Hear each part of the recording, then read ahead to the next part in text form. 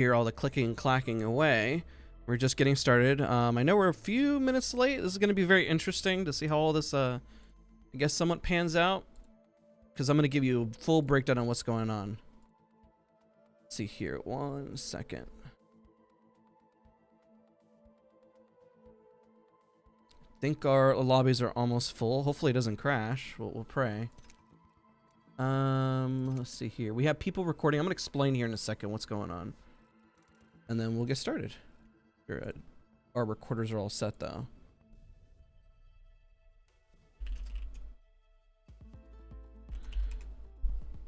We have a few lobbies that aren't full, unfortunately. Actually, no, I think everyone should be here for the most part. If not, then it kind of replicates what a real lobby feels like. So let's see here. Let me just test, make sure everything's live. So so I might have been way over my head by doing this live as well, but I wanted to make sure that everyone was gaining something educational from this, that you guys were a part of the master class, that the people who were part of the class can look back on this and feel like they were part of something bigger, and so forth. Okay, I need to drag this person over. Perfect. So let's talk about what's happening today, and then everybody who's about to play. First off, this is a master class that I've been hosting. The whole idea of this course is we're going to play around. And then what we're going to do is everyone who paid for this course, we're going to debrief with everyone. I'm going to record my POV, so I'm going to go ahead and test that real quick. I'm going to pull up my POV, and we're going to break it down with everyone on what could have happened, what didn't happen, and so forth. So I'm just testing out the recording, making sure it's good, making sure that it doesn't break anything. And I'm going to tab out and just look at that recording very, very quickly. It looks solid. It looks solid, ladies and gentlemen. I think we're okay. And let me just make sure that everybody's good. We have 5 different POVs that are being recorded. So for those that took the coaching course, just understand as well that you're going to be able to have different POVs that I'll have reference of as you're trying to improve and get better at the game. We're going to be watching various teams. We have on the far left, shout out to Anita, Marianas, AJ, as well as Jeannie, who are recording all the POVs. We have AJ recording 11 through 15. Jeannie's recording 16 through 20. Mari's going to help, and Anita's going to help between just recording whatever action we can see. So these are participants who are trying to improve, that are trying to get better at the game, and I'm dedicated to wanting to message every single one of them. Some of them have additional coaching, and the ones that don't, I promise you, I'm going to make sure that you feel like you got a lot out of this class. I'm going to type to everyone. You know, some lobbies may not be full, but it's all the effort of being educational. 1 minute warning in Discord too. Yep. Let's do 1 minute before startup. After, remember to join Dazs channel debrief. You want me to rename the channel so it actually says Dazs? No, it's fine. I'm sure they'll see where I'm at.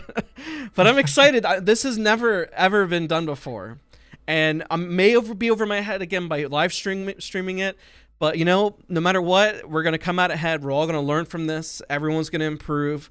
We're going to break down the lobby and how everything works when people are fighting, when people aren't. For those that didn't get to join to this course, I promise if this goes well, I mean, we were a small team. Mari's here. We sorted everything manually. Everything was manual. There was a lot of people who even messaged like beforehand, which is why we're a few minutes late. We're going to follow our schedule. We're going to do the best we can. And well, here we are.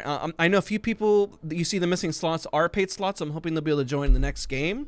And yeah, I guess we'll kind of see how this goes. I'm excited. Guys, don't forget to leave a like. So the concept of what you're going to see today, all of these participants are part of the class. We're going to do 3 rounds today. We're going to start a round. We're going to play all the way through the round. And then everyone's going to join the Discord. We have a role to make sure that it doesn't become chaotic, and I'll unmute people, I'll look at the chat, and we'll go back and forth, and we'll have an educational discussion on what went well in the round, what didn't go well, how can you improve, when should you push, when should you not have pushed, how slow are you looting, all of that fun stuff. So this is something where pro players get to scrim, and they never get to debrief. Now we're going to be able to debrief together. So without further ado, I guess let's just get into it, right? I think we're good to go. Everyone looks like they're good to go. So, ready, start your engines. Now we pray that the lobby doesn't die, right? That's all we have to pray for. But Mari, I think we're good to go, right? Let me see. If there's any last minute somebody concerned, worried. People missing, but It's okay. Yeah, I was mostly just looking to see. One person just said they were getting in. Okay. Let me see if that person's made it. We can wait for one more person. We can wait for one more. And then we'll get started. And then hopefully they'll just be here for the next round. Yeah, let me just compare there. Hey, it's like real ALGS, ladies and gentlemen. It's like real ALGS. I can not comment. Whenever you got duo teams starting, it's literally what happens at ALGS as well. It's all fun, right? Okay. Let's see here. Is that Man versus Merrick? That's what I'm trying to confirm. Yeah, he just went to Team 5. I think that's who it was. I think that's who it is, yeah. Nope. Okay, great. I'll confirm them real quick. Yep, that's Team 5. I believe. Yep, we're good there. All right, let's start. Let's spectate, and we'll have an educational experience here. Here we go. I'm sorry for those that are late. We got to follow the schedule. We can't be too late. One guy in Team 20 is in firing range. We can start whenever you say. Okay. If he wants to be in the firing range, he wants to be in the firing range. It's perfectly fine, I guess. He's really warming up. Taycon, thank you so much for the 20. I really appreciate you, buddy. What rank are people here? We have done our best, and keep in mind we've had cancellations of bouncing on lobbies. It ranges from, I want to say, gold all the way to diamond. We've had maybe 2 masters in the lobby, but we made sure to pair them up with equally skilled players. It's been a rush to try to balance the lobbies as much as possible. I don't think that any one team is going to run away with it. The teams are randomized. Also, as every round keeps going, they're going to be into a different team the next go around. So even though they're a duo, they may be in a trio the next round, and so forth.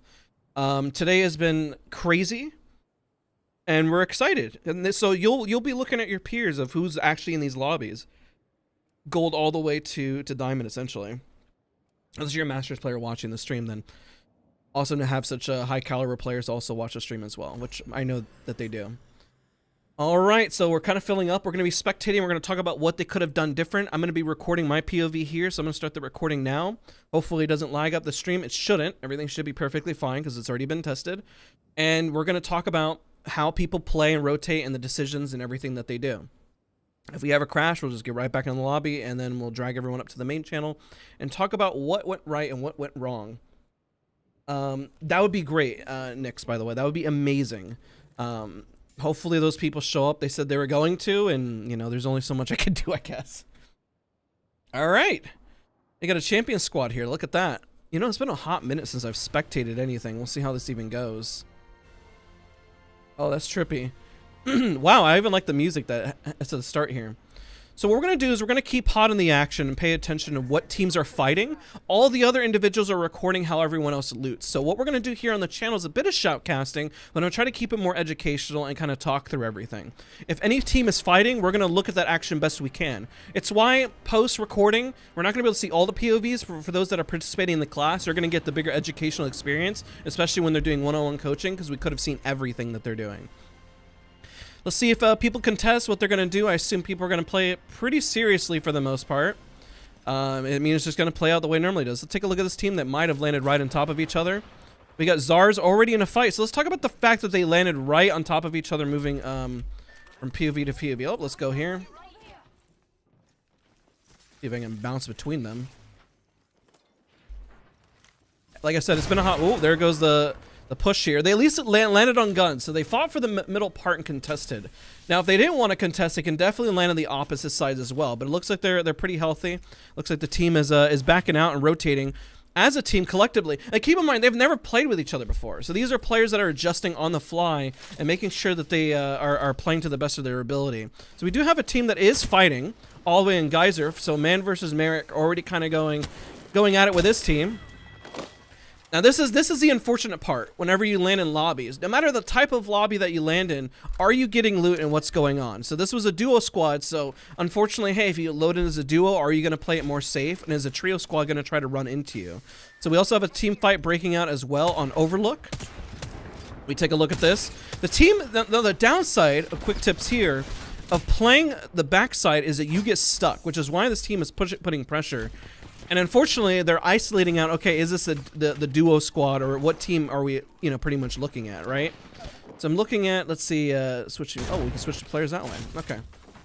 Like I said, you know, it's been a hot minute since we've done any shoutcasting on the channel. And this isn't necessarily shoutcasting, but at the same time, it's supposed to be educational. So for the duo squad, look at that. Already a strong knock on their squad. Which means it's not impossible, but facing off against a caustic can be very, very difficult as well. Kind of goes for it. Now, an interesting thing is that we see a Valkyrie flying up in the air. Flying up in the air is not always your best getaway as a Valkyrie. We could talk about that as well. How, post-recording, how that broke down and what happened there. So, early fights. So, if you're a duo squad, it's always best not to get yourself stuck in a corner because you know they're going to isolate you out. Looks like they came back for the banner. Or they were trying to, and he was just running away. Valiant effort to get his teammate. And keep in mind, this is all supposed to be education, so for those that are getting limited early, don't stress. That's why we have 3 games, and we're going to break everything down to see what happened. So the best tips I can provide for the duo squads is you're going to have to really land late, play it safe. If you're ever in ranked or anything like that, you have to really wait for your teammates and see what you can do to the best of your ability to play it out, because you can't necessarily just contest. I do respect the teams that are trying. So right now you see that everyone else is kind of slowing it down and waiting for zone, and we even this duo squad here has managed to get loot and is rotating late. Rotating early, technically. Rotating early and getting into zone, which isn't bad, because you know the current rank system is all about getting top 10, right? That's the goal. You want top 10. So if we take a look there, we got some early shots over here. They got to work their way into zone. And you know what's interesting, even though it's an educational course, people are playing it pretty smart. Which means that, I mean, people who watch the channel, hopefully, you know, they're taking in the tips and taking it seriously. So they're crafting, but there's also a team located here nearby. Now there's a few things that can play out here, okay? I always give this tip and say there's a few things that can always happen. You don't necessarily have to, there's no wrong approach to a fight. The only difference is whether you make a decision or you don't. Right now there's a halfway point decision, and there's another team is waiting for a commitment to essentially happen on both sides. And because of that, they might be late into the rotation. Let's take a look at this fight that's breaking out because the other team are kind of poking. So you got a caustic team barreling up, holding it together here. Take a look at their different POVs and kind of watch what's going on. Right now they're just holding it together. Caustic is really, really strong for holding off teams, which is always great to kind of see. Keep in mind what you're watching is a masterclass. Well, afterwards we're going to bring everyone in for voice chat. Let's see if we can hold him off. He's going to have to heal. Let's see if the Bangalore is able to make a play on the outside. And there they go. They isolated somebody out. So good positioning while the caustic is inside resetting. Now, the good thing that this team is doing is that they're not getting too greedy as well. They're not necessarily getting greedy on the push. That they're resetting and letting their teammates also heal by covering. So that's really strong. You don't always see that with a lot of random teams. So kudos to this team for not getting overly aggressed and not getting knocked. So there they are. There's one actually out in the open. He needs to pop his Q. Unfortunately, got caught out. So overextended a little bit. They need to look for information. So they were down a team, and I was saying that they were holding it together. Oh, man. Now they got to wait patiently, and they're going to get thirded now. Now, the discussion that will always happen here, did the fight take too long? Did they need to get out? And there's going to be no way that they're probably going to reset this because another team is going to run at them. Let's take a look at the team that's shooting from a distance. They're getting involved, and they're just rotating in. This is guys, this is playing pretty intense and pretty sweaty. And there it is, the ending there. And there's another team nearby, and unfortunately that's going to be it for the squad. So there's 2 things you could have done. You could still run away from the fight, or you have to stay in it. This is one of those unfortunate realities where you have to ask yourself the constant question of, is the fight taking too long? Do we reset with our team and secure our knocks? And how fast and how efficiently do you do it? This is a team that was fighting from earlier, so let's take a look. This is on the North team.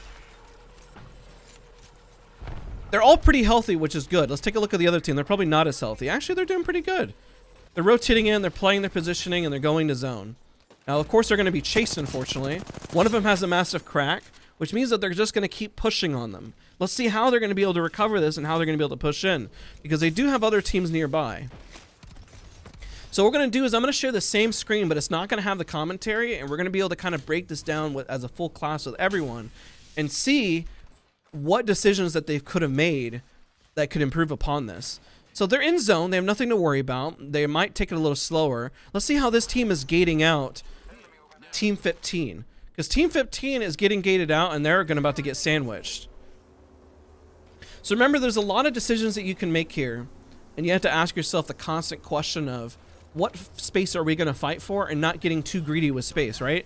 Because technically now they're able to put pressure on this team on the far left, and if they're able to put pressure on that team, see, where they're holding is not bad.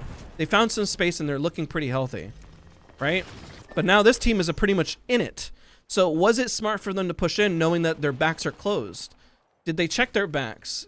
Were they fast on the push? It's hard to say. Look how many teams are clustered over here. Good wall to get some positioning. They're rotating in. Let's see how they're going to sandwich the duo squad as they're moving in. Because it looks like they're waiting to get involved. The team on the left is really, really in it right now.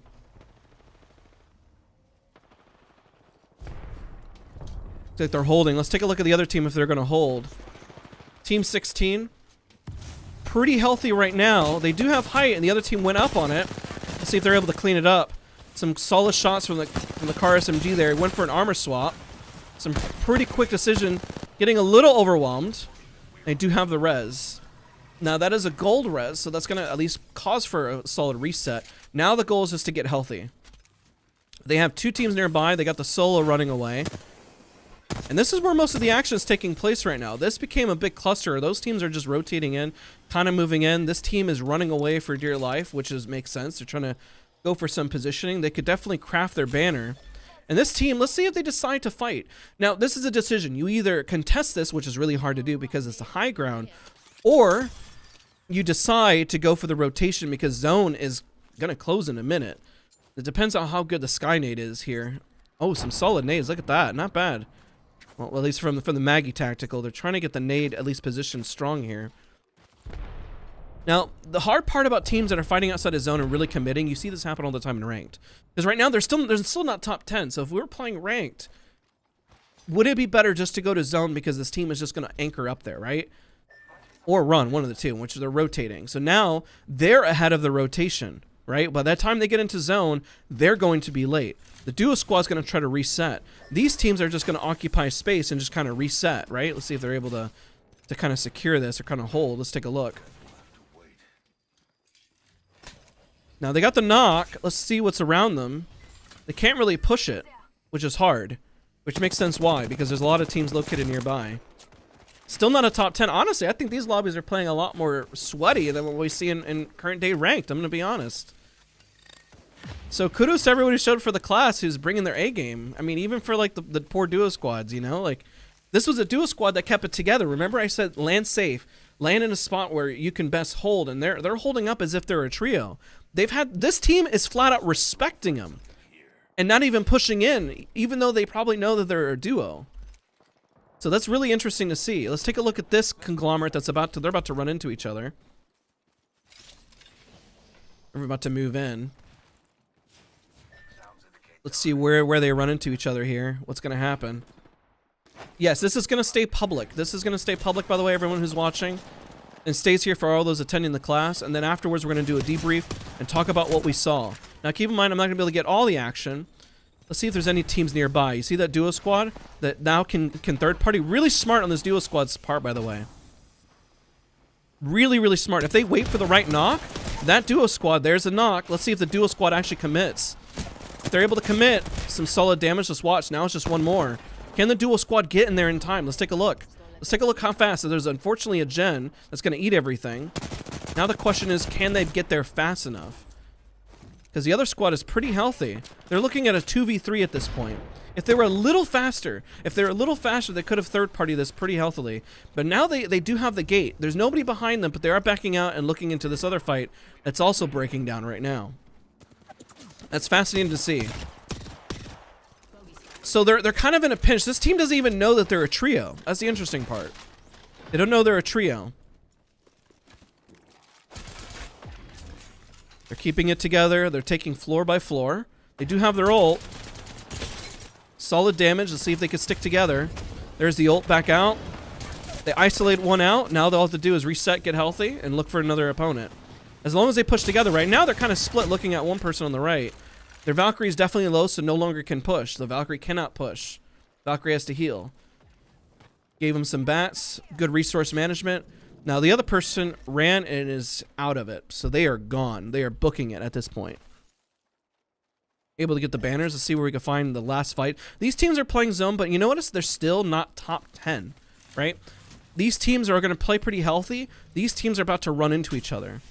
So you ask yourself, if you're watching this, you know, you got to play zone at some point.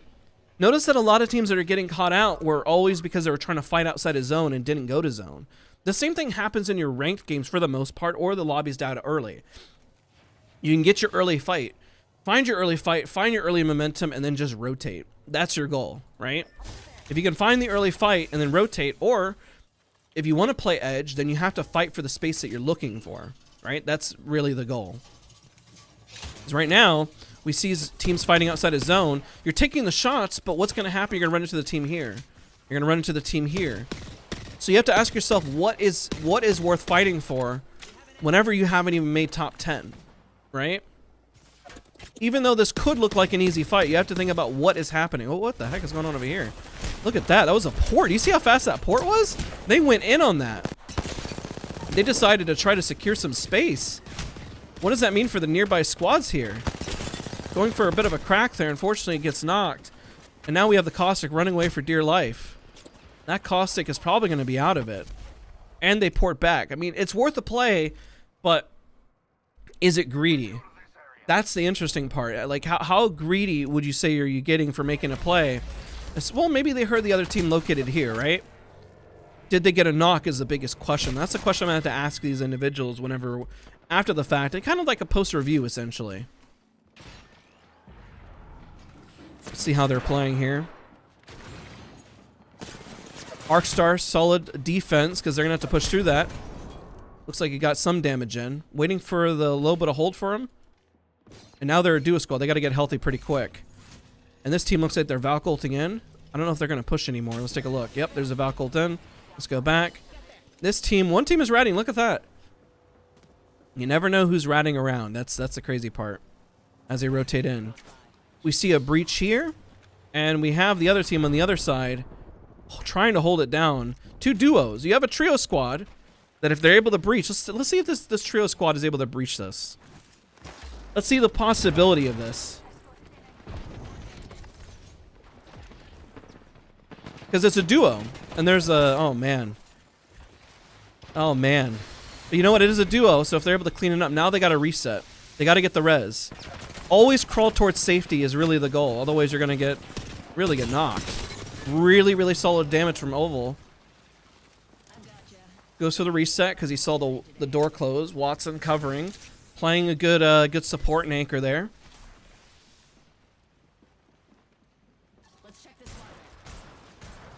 All right, let's see what they're able to do. They only got a minute. And keep in mind, we just got top 10, right? Just recently saw top 10, so now people, if this was ranked, are now just getting KP, right? There's a lot of respect in the lobby. I mean, keep in mind you're playing with random, so you don't know how it's going to play, you know? Luckily, everyone's playing it seriously. Everyone's playing patient, so it's interesting to see.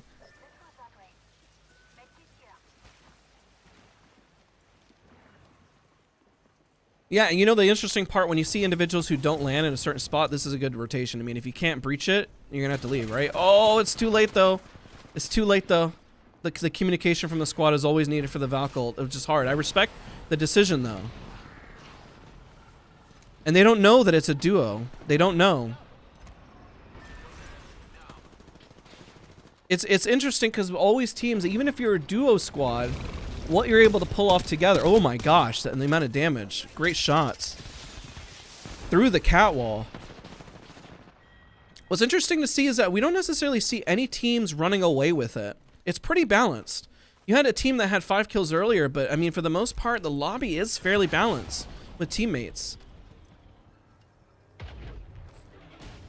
All right, so they're going to rotate in. Now we got the end zone here, which is fascinating. Okay, so that zone hurts. That zone hurts, and nobody's gating them out. Now, they could have actually just held the edge here, but they decided to aggress for more positioning, which is fine. I think they landed on the roof initially. I think this is a team with the most kills right now. Just taking a look here. And we're just holding for now. Seeing who's engaging. If they can land those shots, good crack. Unfortunately, they have the team in front. And it looks like, I think that's just the rat. Is it just the rat running around? No, it's not. Okay. NBA Wrath. Yeah, I think it is. And the team located here, we have a lot of rats just fighting for their life. Just praying. Which, listen, I mean, realistically, the rats have gotten KP by now, right? And yes, for those watching, and this is the masterclass you have to pay for, we're going to do a debrief with everyone who participated. And then these are going to go into their one-on-one coaching sessions as well to see how they played in the decision-making that they made. I know we're not able to spectate everybody, but I have 5 other people recording different POVs so I can review everything before one-on-ones that we have. So, just so everyone knows. So pretty solid, pretty solid. They're holding up in there, but they're going to have to move to zone. Now, this is a hard part of when I say occupy space, right? You want to at least hold outside areas, otherwise you're stuck. You have no information on what's happening. You want to get cracks, you want to peek, you want to do damage, but right now, I mean, you're getting peeked on by a lot of different teams.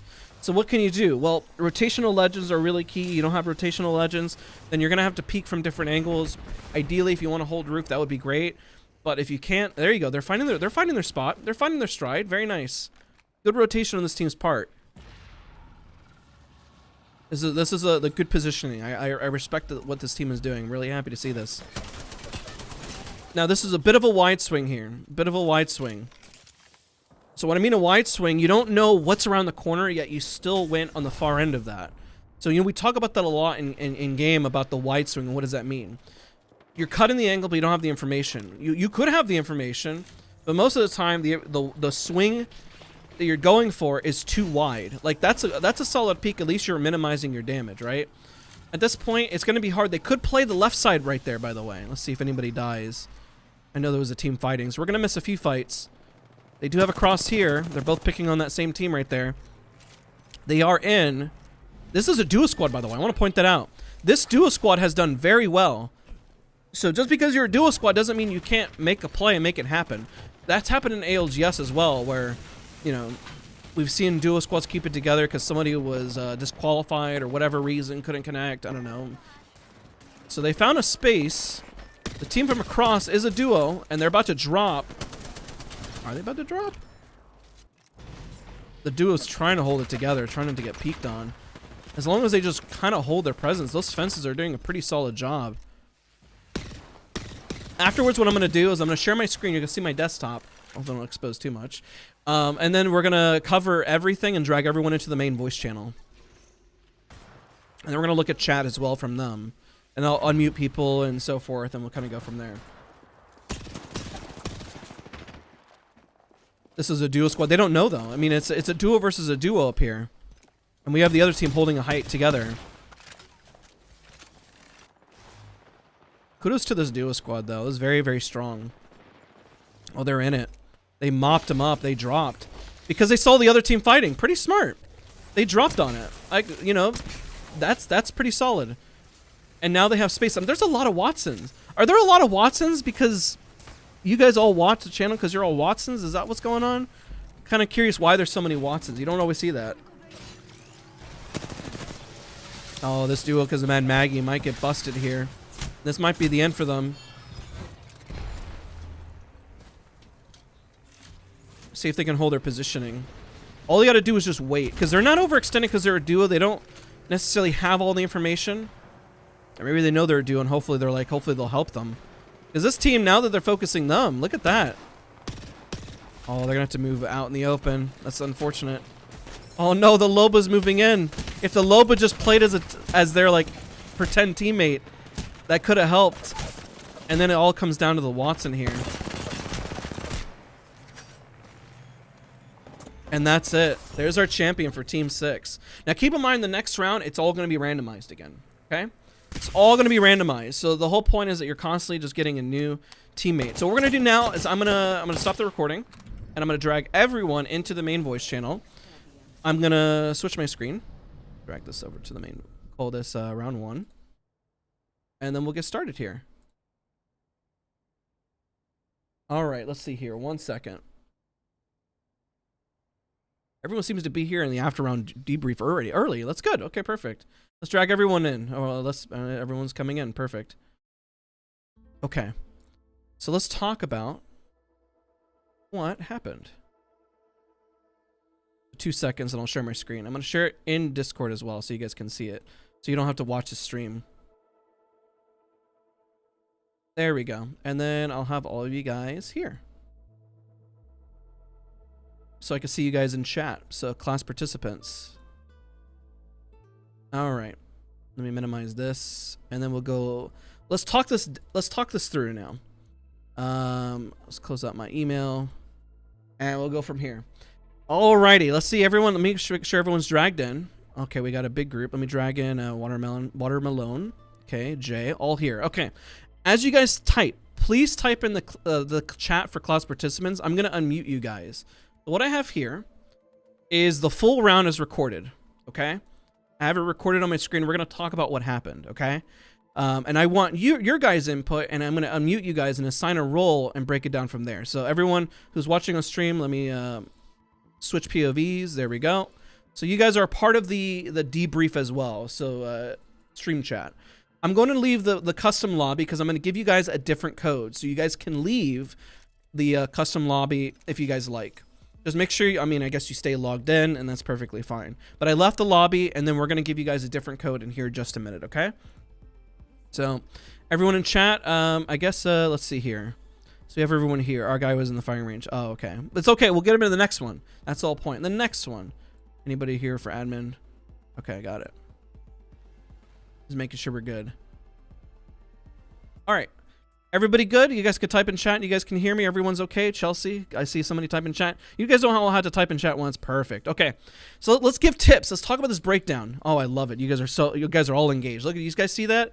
We got YouTube chat engaged. We have Discord chat engaged. Look at that. I love you guys. Let's talk about what happened here. I'm going to have one POV. Whenever you guys do the one-on-one coaching, if you signed up for it, we're going to talk about tips because I have 4 other people who recorded POVs. I can only record one POV, but we had Anita, we had Marianas, we had Jeannie, we had AJ. So shout out to them for recording. And I'm going to have different POVs. So when I do your one-on-one coaching, I can see what happened and who rotated and did what. For the most part, I cut all the action. Okay, what's interesting is I know a lot of individuals, if you guys were duos, there was one squad that still placed 3rd place despite being a duo. Now, the biggest reason why that occurred is because they played it safe. They actually dropped in a smarter location. I think they dropped No Name on the far right. So that's an interesting thing. Let's say, because people complain, I have bad teammates, or I didn't get into a queue. Keep in mind, this current rank system is quite easy in terms of at least getting top 10. As long as you get top 10, you're pretty much stable and set. You don't have to worry as much. So if that's the case, play it safe. Make sure that if you have a team, because I know some people had duo squads, peel off, go look for a different location, go use your utility to get out. Now, if you happen to have a team land on you, know where you're landing, okay? So this first team, this is what we're looking at. We're looking at Zars, Brighthammer, and Coney. This is technically the first team that got into a fight because they kind of landed on each other, essentially. I know you guys started rotating and started going this way, but you don't always want to go for the 50-50 if you're late, okay? Just as like a big tip. So if you are... Coney, sorry. Sorry if I mispronounced your name. So good rotation here. You got your loot. You moved, and by the way, Oval, you guys made it into the top 2, so that's what's smart, the fact that you guys didn't commit on this. Now, this other duo, I saw Man versus Merrick, so this other POV here was interesting. On the other side of the lobby, this duo got pushed, so if you know a team knows that you're a duo, you can't really stay and fight. Rigid did try to get out, try to rotate. It was respectable to go back for the banner, by the way. Doing the best you could there. We looked at Overlook. Now, another tip as well when you're landing Overlook, so a lot of people in the class are curious of like, now you see the grand scheme of what was happening in the lobby, right? That's the whole point of this course, is that when you're looking here, make sure you guys can all, what is this for? Is this recording? Okay, no, they're all set. All right, I'm just making sure. Let me go back to Discord chat. Shout out to your teammates. Yeah, you guys are doing great. Is this section right here, for anybody watching, this section right here is really hard to land in because most of the time the team is going to sandwich you in, okay? Also, Valkyries, if you're trying to fly away, it's never a really good idea to try flying away. And because the reason why you get shot in the back, okay? If you're a duo, try to stick the best you can with your teammate best you can. At this point, the Valkyrie had 2 decisions. You can either contest it because you got the knock, or you can rotate and just get out. Because at that point, the Valkyrie could have rotated and got top 10, right? Potentially, for ratting it out. If you're going to commit, I respect the decision to commit. You ran into the gas, which is unfortunate because you can't see it because of where it was located. Then at that point, you know, okay, I'm not going to be able to fight this. But of course, if you have to kind of commit to a decision. Your decision is either to full commit or not commit. When you go halfway, this is what happens, unfortunately, by going halfway on the decision. Because I know the best thing that players try to do is they try to make the best decision that they can in the moment. And I don't know, that's hard to do, you know? I always say it's black and white. Go all in or go all out, essentially. You either leave the fight and just say screw it, or you don't. So now what you're seeing is that everyone in the lobby, by the way, kudos to everyone who, I don't know if you guys are a lot of you guys are Watson mains or not, because I saw a lot of Watsons. And also the fact that you guys played it really, really well for the most part. You guys are all very sweaty. I'd say that this played out more difficult than what I probably see in most rank lobbies. Most individuals in rank lobbies, I honestly want to say, die pretty early on. Which is interesting to see, because by this point I feel like half the lobby's already dead. But if you notice, if you go to zone, even though people are playing it very seriously, look how open the zone is in the center. That if anybody wants to co-play zone, I mean, it's kind of free for the most part. You don't always have to engage in the first fight that you see, because you never know who's nearby or what's happening. And by the way, to teammate and Pyre, you guys really, really killed it, by the way. I love that. The fact that you guys played duo here and found your rotation. And you see how they're going to zone? And this is a team that that made it up to 3rd place because nobody decides to play zone. This happens all the time in rank, by the way, even high tier lobbies. If you just go to zone, you're most of the time going to be fine. Now that I'm giving you guys that tip, everyone next round will probably go play to zone. And well, that's going to be pretty unfortunate. Let me catch up with chat, make sure there's any questions. Let's see here. Round 3 had, yeah, exactly. You guys played it out very, very sweaty, which is very, very interesting to see. And we're going to talk about some of the gating that happened as well, too. So you guys can see what happened. Even though you thought it was a smart fight, oh, this is isolated, what ended up happening? And this is why I tell you guys to pay attention to how many squads are alive. If you know there's a lot of squads alive and the zone is closing, you know without a shadow of a doubt that either they're already in zone or it's late, right? So it's better just to go to zone, because especially when they're peeking, I call this pretend fighting. They're not really fighting. You're taking shots, you're wasting some resources, and then we had another team actually fight here, which is fine because you're in the zone, so this is a respectable fight. But keep in mind, if zone is closing, what's going to happen? What's going to happen when the zone closes? So let's, I'm actually going to ask the thought process. Let's, Papaya, I'm going to ask your team a question, and I'm going to unmute you guys. What was the thought process when you were fighting here? Was the goal to clean up the fight? Which one of you can I ask to unmute? Papaya, YG, TGM, or just some guy? Which one of you can I unmute to just kind of chat, if that's okay? Is it okay if I just unmute on random for the team, for everyone? Yeah, this will change the course of your next game too. Thank you, Mari. Okay, so I'm gonna give you a roll, and I'm gonna just want to ask some questions of what your thought process was. So you're unmuted now. You're live on stream. Sorry to put you on the hot seat. Just unmute your mic. Let's see here. Are you here in voice chat? You're just some guy 71. There we go. You should be able to unmute. Should work. If not, then we'll fix it in just a second. Able to unmute? I gave you voice permissions.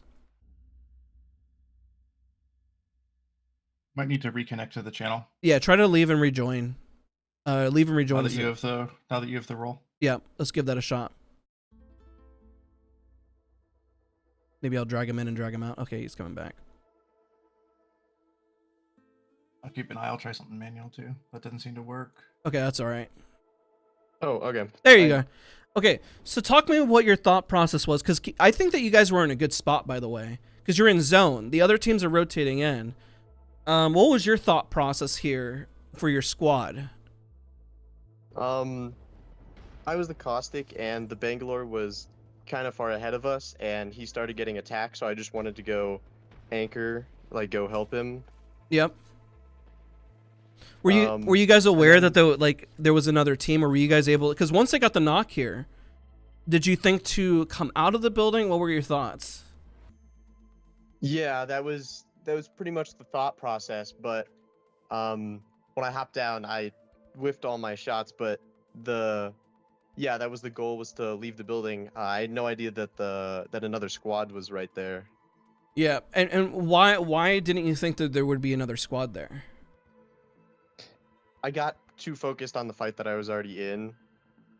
Okay, that's perfect, because I think that's going to be the best answer for everyone, is that whenever you're in a fight, everyone always tunnel visions what's going on in the fight, right? But when you look at, when you think about all the other aspects, this is what makes Apex Legends so difficult. When you think about all the other aspects that are breaking down in the moment, you know zone is closing it. When I brought up the mini map, in a second, you know that everyone's moving in. If there's still 17 squads, if this was 9 squads, your probability of being thirded was going to be a lot lower, right? I do applaud that, and what happened here, because there was no information, you're looking for them. The Wraith Papaya, I know that you ended up running right into 2 of them. In this situation, the only thing you could do is sheer panic Q. Quite literally, because I get that you were looking for the information, but the downside here is you're looking for that information is what happens when you climb and you overcommit. Because you committed, and I could tell probably your heart rate in the moment was like, oh my god, look what happened here. And then, boom, you know, this happens in rank. This happens for anybody. And then just as we look at the mini-map, there's going to be a third party that shows up regardless of this fight, right? Because the cleanup does happen. I mean, this is going to go one way or the other, but then you always get interrupted midway through. And then boom, nobody gets to come out ahead. Then you come out 17th, 18th place and then ask what happened. So it's very important to look at the key factors and tips whenever you're playing ranked, when you're playing anything. Because look, these 2 teams are here. This other team is getting involved now. You know, even if this team doesn't finish you guys up, these guys have to move in somewhere. Are they going to go fragment, or are they going to go here? If they clean up fast enough, which is what they do, they may consider thirding, right? Which is one of the biggest things. It's so keep in mind with your squad and try to imagine what the rest of the lobby is doing. And a lot of great IGLs have this sense. And thank you, just some guy 71 for adding your commentary. I'll do my best. And the thing is, I'm trying to give as many tips. And if you get missed, trust me, after the fact, we'll have our one-on-one coaching. You know, DM me after. We'll look at this. I'm dedicated to make sure you guys are understanding the flow of a lobby, because this is how a lot of pros think. I mean, this is what I think whenever I'm playing Apex. What's the rest of the lobby doing? And this is hard, because when you're in a fight, we see Inna here, like, okay, they're in it. They're like, oh gosh, we got to fight. And they're running. As soon as they start running, who's nearby us? What happened to the team on the left? Is there a team on the right? There's 15 squads remaining. What utility do I have? Can we Valkyrie? Should we hold? We got the crack. Do we push? Is it too far to go across?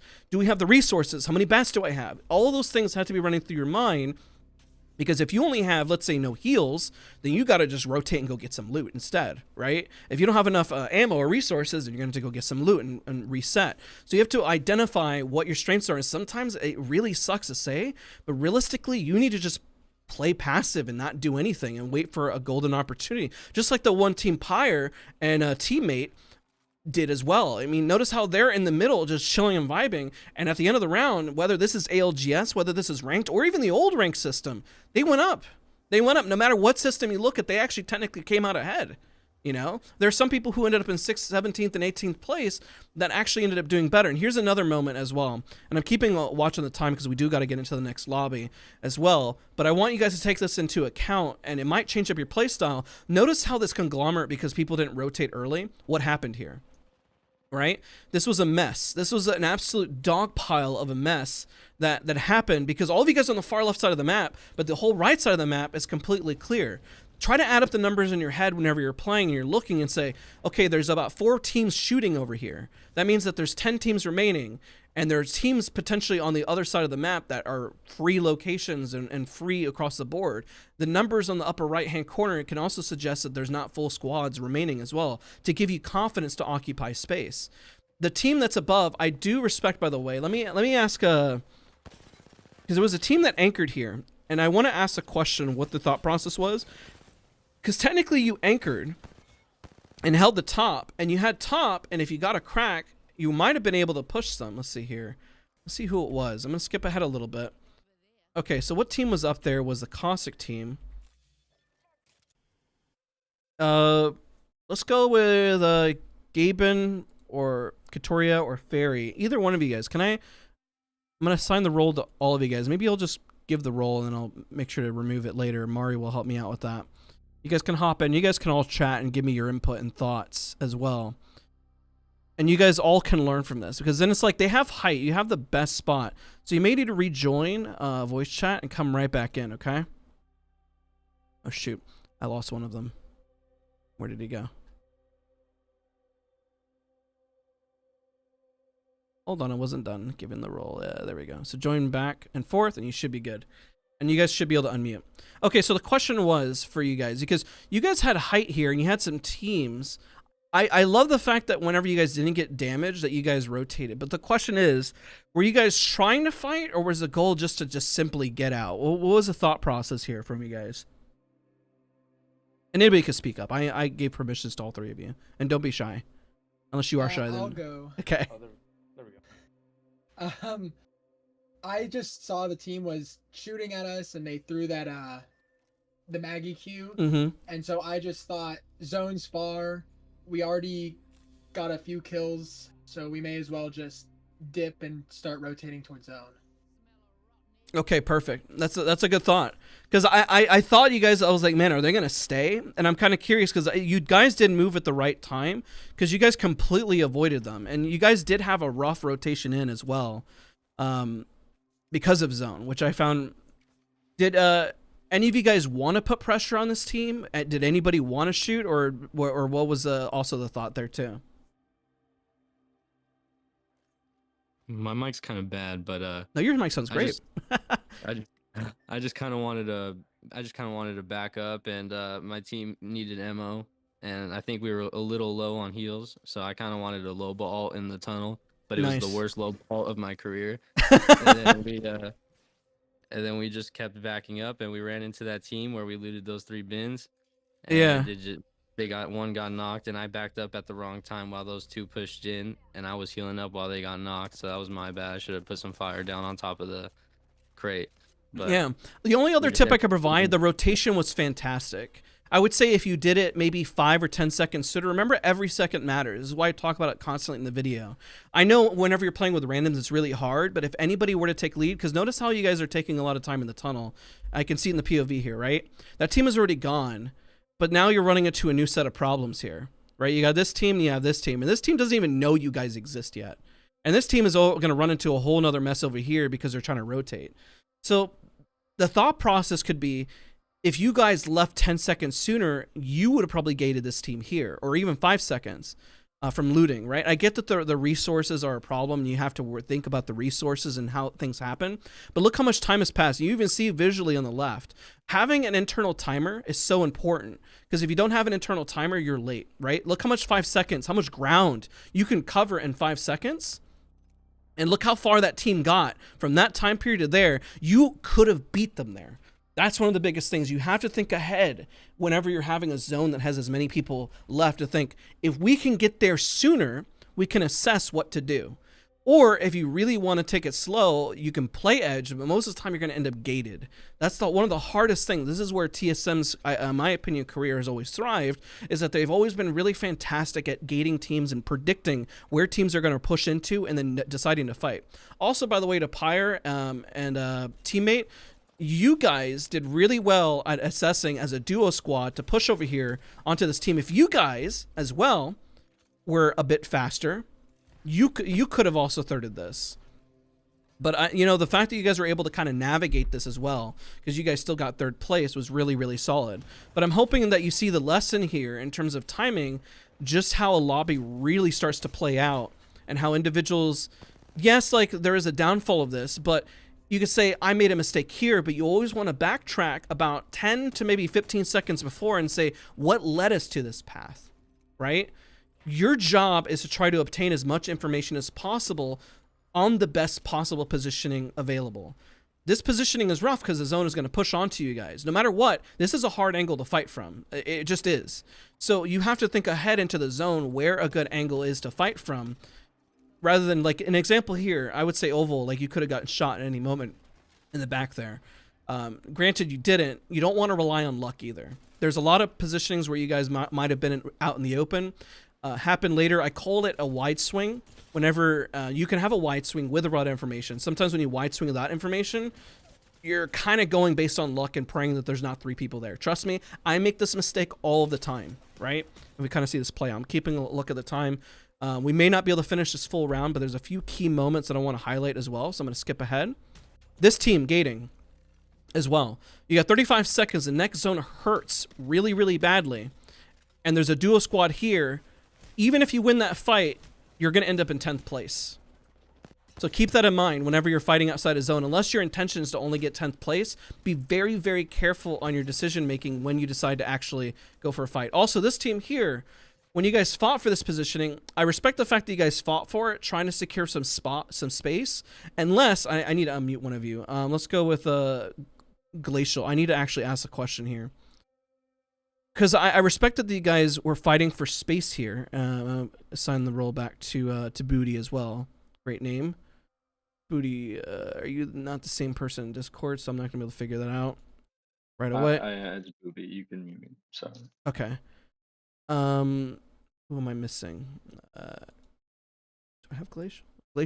Glacial, we'll start with you. Can you hop back in and out based on that push and just kind of... Okay, gotcha. Thank you. And you can hop in and out. Because I respect the fact that you guys push this, okay? Because you guys are trying to fight for space and trying to get some KP before like the end zone, right? But I want to ask the question, what was your thought process in pushing it? Did you guys get a knock or something? Yeah, we got a knock. Can you hear me? Yeah. Yeah, so we got a knock on, I believe it was Watson. Okay. And my thought process was basically like, okay, we have a position in zone. We know that there are 2 teams, one ahead of us and one to our right. We got a knock on the team ahead of us, thinking that was Watson. Mm-hmm. And I think that they were deeper into zone and just had a general stronger building that I thought. Yeah. So I figured, let me make a portal forward, and we can try to clean this up. And then if it's bad, we can dip out. How fast would you say you made that portal and the decision to get that knock or to push on that knock? I don't know what my teammates think it was in terms of timing, but I think it came out pretty quickly, maybe in 3 seconds. In 3 seconds. So you know what's crazy? I would say the port would have to happen in 0.5. The reason why it has to happen in 0.5 because if that other team reses, and it takes, keep in mind, it's going to take about 5 seconds until the port can traverse all the way to their spot, right? So by the time you get there, unless the port happens within literally 0.5 of a second, you're already late. So this is a hard concept for everyone to understand. It's very, very difficult. Why? And that's why I'm pinpointing this moment specifically. Because you got the knock. It's fantastic. It's great. But the res happens in like 4 or 5 seconds. Somebody, I'm blanking, you play this game so often, you don't really you just feel it at the time. But unless you're able to get there that fast, somebody will type in chat. Okay, no. Okay. Then you're already late. So I have this conversation a lot with people I coach. If you even wait to say, hey guys, do we push? 3 seconds have passed, you're late, done. That means that he could have gotten rezzed and he's already getting the bat. There's 2 people holding the roof. You're pushing into a losing fight because now you're on low ground, right? It really sucks to say, unless you see the guy outside in the open, he's like, he's still there, just keep going, keep shoving. Then you can make a play. Otherwise, I'm going to be honest, it ain't going to happen most of the time, especially with everybody nearby and everything. You would have to go in and clean up that fight within at least 10 seconds. Otherwise, you get the knock, and if you see your teammates, and I know this is very frustrating, if your teammates don't act upon it, the moment's already gone, and it's not going to happen. No matter how, this is why, when Sweet, you hear him IGLing and telling his teammates to move, there's an urgency behind it. The reason why the urgency is there, because they know if even 2 seconds pass, you're going to lose, right? Right. So keep that in mind when you're, because the fact you guys got a knock, that's awesome. Also, the fact that you guys shoved this building, by the way, you didn't know there was a duo squad in here, but these were flat out duos. If you're a duo squad, the best you can do is hold pressure or push out to make it seem like you're a 3-man. Otherwise, the only thing you can do is kind of hide and rat for positioning. There's another, let's see what I can kind of see here. Good knock, by the way, shooting them in that area. You guys were able to reset, by the way, and get back to your spot, which is fine. Rat moving in. Oh, this rotation, by the way. You guys left this building so well. I applaud Zars, Brighthammer, and I know I mispronounced your name earlier. Connie. You can call me Daze and just meme on my name too, so it's fine. You guys rotated in without having a rotation legend. This is what I'm going to talk about. I'm going to pinpoint this moment right here. Sorry to pick on you, Brighthammer. White swing. I get that you're trying to get over here to the left, but if you do not have information of what is in front of you, you're going to get blasted. And if you got blasted, imagine this team was super excited. You could get pushed, right? Dangerous. Now you wasted resources. You have 1 cell. You have literally 1 cell. If you have 1 cell to your name, you need to play it safe. Now, if you know this is safe and they're not getting shot on the left, you know that it's safe, right? But if you wide swing out in the open, you're low on resources, you play with your squad and you go with the information that you have on your screen. Otherwise, you're just guessing. And if you're guessing, then you make mistakes. The hard part about Apex Legends is that there's a lot going on, and your mistake set that you make, even people make on pro lobbies and pro levels. And it's very, very difficult. I mean, I'm going to be honest. And you notice that this team over here survived a really long time. I know that you guys got jumped from above. The reason why I know that Inna and their team jumped is because the other team was distracted. So kudos to you guys for just making a play on it whenever you know that the other teams are distracted. So, and then it played out the way it did. By the way, the Loba, you shouldn't have pushed up to the top. If you waited and pretend like you were your teammates, the only reason they shot at you at the very end is because you shot at them. Sometimes you have to make a play and try to do this like unholy alliance moment, and then just pray that you guys are all going to be on the same squad for a moment. Okay, that's the best thing you can do. Also, I saw we got a host. Thank you so much for Fire for the host. If you guys don't know Fire, by the way, and everybody even listening and coaching, he's a good friend of mine. He's transitioned to Apex. He's an amazing player, and also part of SOAR. So let me show you the moment. So the moment that you attacked them, they had no interest in you. They were shooting over here. This can happen with teams. The minute you pushed up, they just full sent you. That's the only reason they full sent you, because you were causing problems for them. So think about that. Have that, like, it's almost like a little bit of chess. If they're not messing with you, don't mess with them. You don't have to put pressure on a team that isn't your problem right now. Put pressure on the team that is a problem. All right, so let's get into the next lobby. I'm going to start sharing my screen, then we're going to go back in. You have new assignments, and you're going to have a new code. Okay, so let me not expose the code to everyone in the world here. And I'm going to get into the lobby. So for your next teams, please follow your assignments. They are randomized, just as a heads up. And let me make sure I'm not sharing my screen on any other angle besides what the gameplay is. I appreciate you guys. You guys are rocking. Hopefully this is helpful. Hopefully it's educational. And we'll go into the next round. Let me give me a second. I gotta set it up, of course. Dazz has to do things. Okay, there's gonna be a new code, and we're gonna bounce between some codes. Okay, hold on one second.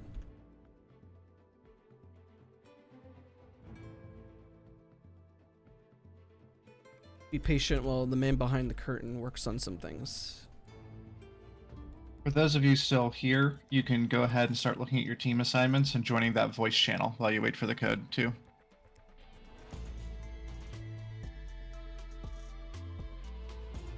Okay, I'm putting it in, deleting the other one. At everyone, code for lobby 2. Boom. There's your code.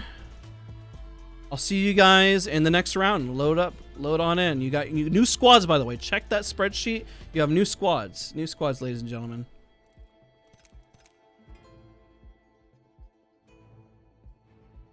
All right, next round. Okay, everyone's hopping in. Solid. Thank you, guys. This is going well. Hopefully, you guys are learning. Again, if somebody is so upset because they feel like they're not getting something out of it, which I would be kind of shocked at this point because I feel like this is a lot more information than I thought it was, I'll give you a full refund personally. I really am that confident that this is helping people out, especially when you see the lobby and what people are doing.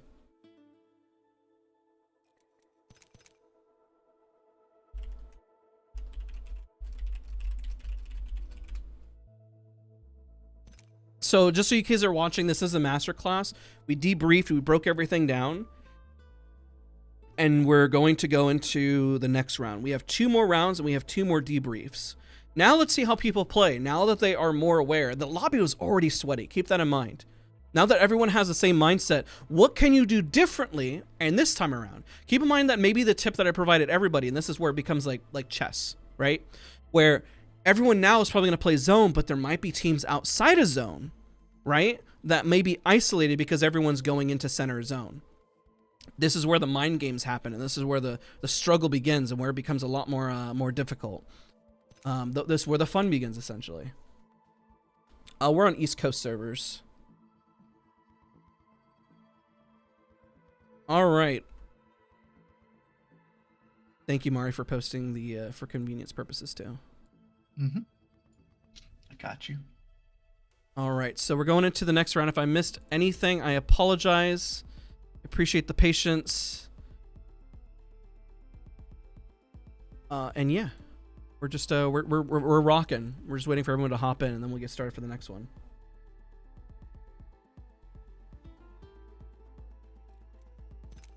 Couple people left. Let me see if I can figure out what voice channel they're supposed to be in and help them out. No worries. I appreciate it.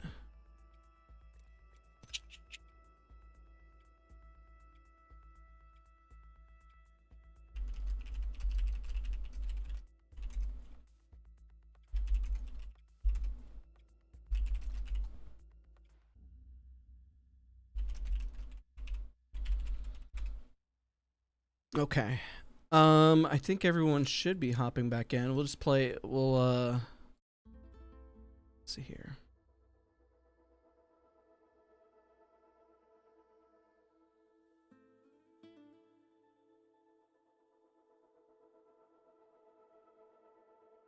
Oh, we do have a fill. Let me see if I can. I'm gonna give the code to another person.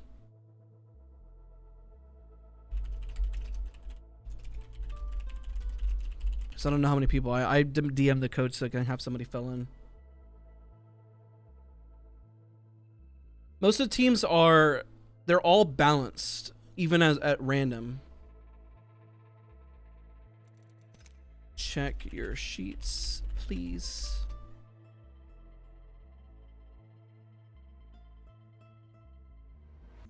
Match 2 is a new set of teams. If you're just tuning in, this is a masterclass. A lot of people from the community are joining in for this.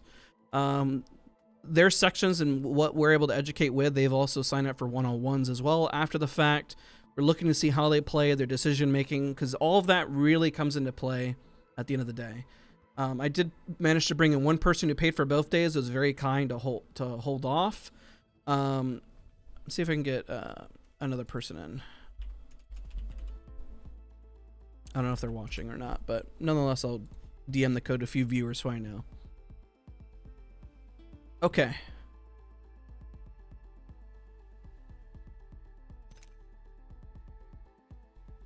I know it's tricky when we're doing randomized teams. You guys we're still, I believe we're still on schedule, believe it or not, as crazy it is, or for the most part. Let me pull up that spreadsheet and make sure I have it.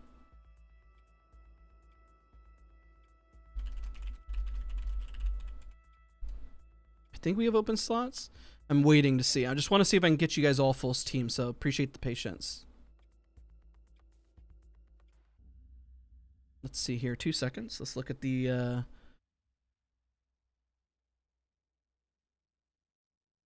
class agenda, essentially. Yeah, we're not doing half bad. We're staying on track. Look at that. Dazs is You actually need to drag those people, Dazs, which people? that are stuck in unassigned. Oh, okay. What teams are they in?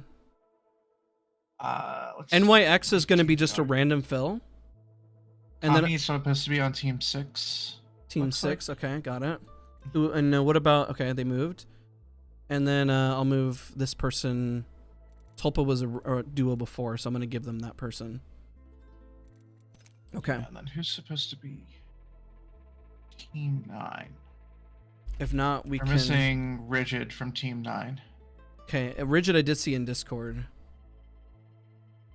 I think they were having computer problems. Did they go by a different name in Discord? Yeah, Always a fun. that's I actually moved them into that voice channel. That's Jordan in voice. I think that their computer crashed. I saw somebody say that their computer crashed.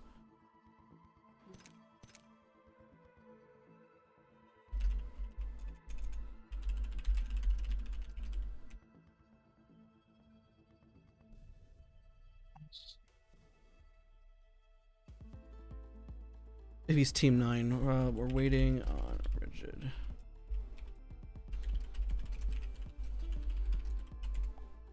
And then we can start round 2. Seth, thank you so much for the kindness. I really appreciate you. I want you guys to all have full squads. That's the goal. At least I'm trying. Moving next to 14. What's that?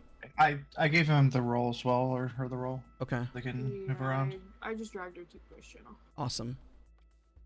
Thank you. Thank you.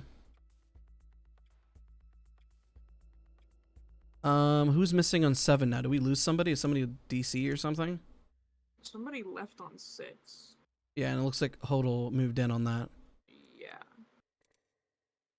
Who's supposed to be on 6? Tommy. Oh, Kami's the one that left. Yep. Kami, All right, let me tag them in Discord real quick. yeah. And then who was the other person? It's inconvenient timing.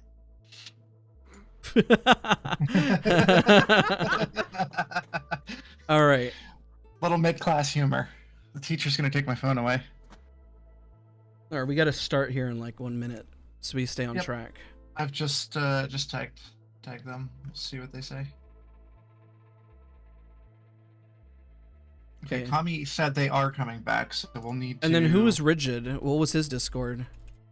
That's Jordan Turk in Discord on Team 9, in the Team 9 channel.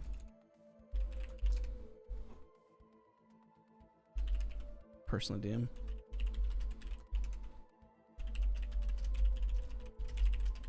And then Brute.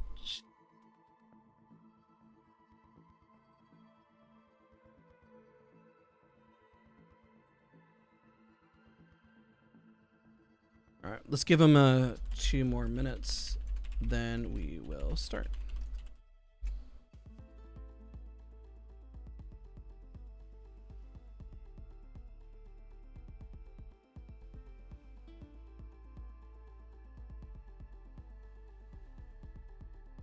All right, we're just hanging tight. 2 more minutes.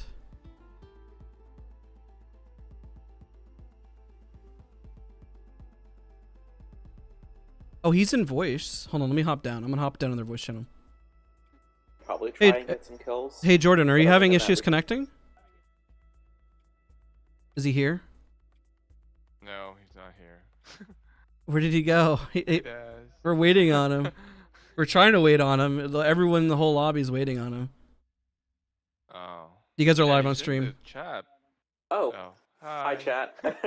Yeah, you guys are live on stream right now. I'm trying to see if I can get him in. I mean, Kami just connected, and we're just missing one. He's the last person right now. He's literally the last person. Hi, Mom and Dad. I'm on stream. I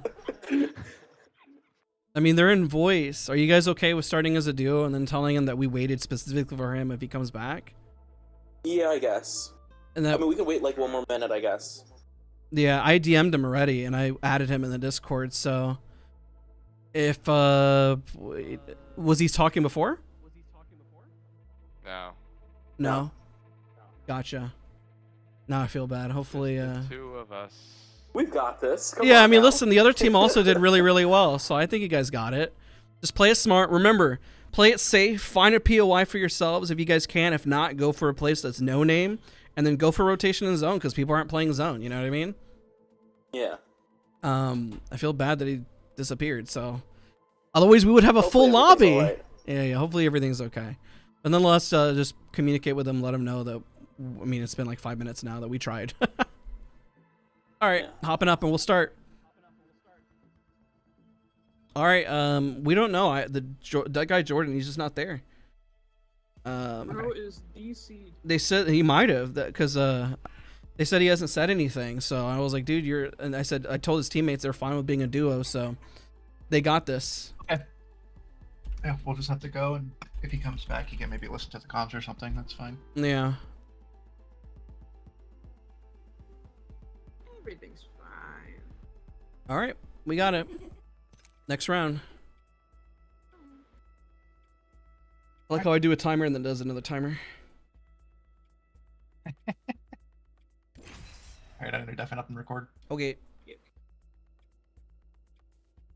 Did our best to be patient. So next round, round 2, we're gonna do all these on World's Edge. This is definitely hands down the most competitive map, and I think is the best map to give a lot of feedback on, just because it's probably the most balanced. Also, I guess you do have the new World's Edge, so that's also helpful too. So let's see how teams play. Now that we've given them the tips and advice that going to zone is more important, what happens when the whole zone, everyone decides to try to play that way? That's going to be the opposite. That's another thing to keep in mind. If you realize that everyone's playing zone, you're going to have to fight for something. You're going to have to secure space. So when you're playing at like a really sweaty lobby and everything, you're just going to have to fight for what you can. That's why I say occupying space, going into space is always key, because otherwise you're just going to get gated out and get shot outside of zone, and they're going to push you, and then they're going to go back to their spot, right? So I appreciate all of you guys for watching, for being a part. Hopefully this is helpful for everybody. And yeah. Round 2. Fight. Seems like everyone's getting a lot out of it. I feel bad because I think Richard was actually part of a duo squad at the start and probably maybe got frustrated. Hopefully people don't get frustrated. It's not the point of the class.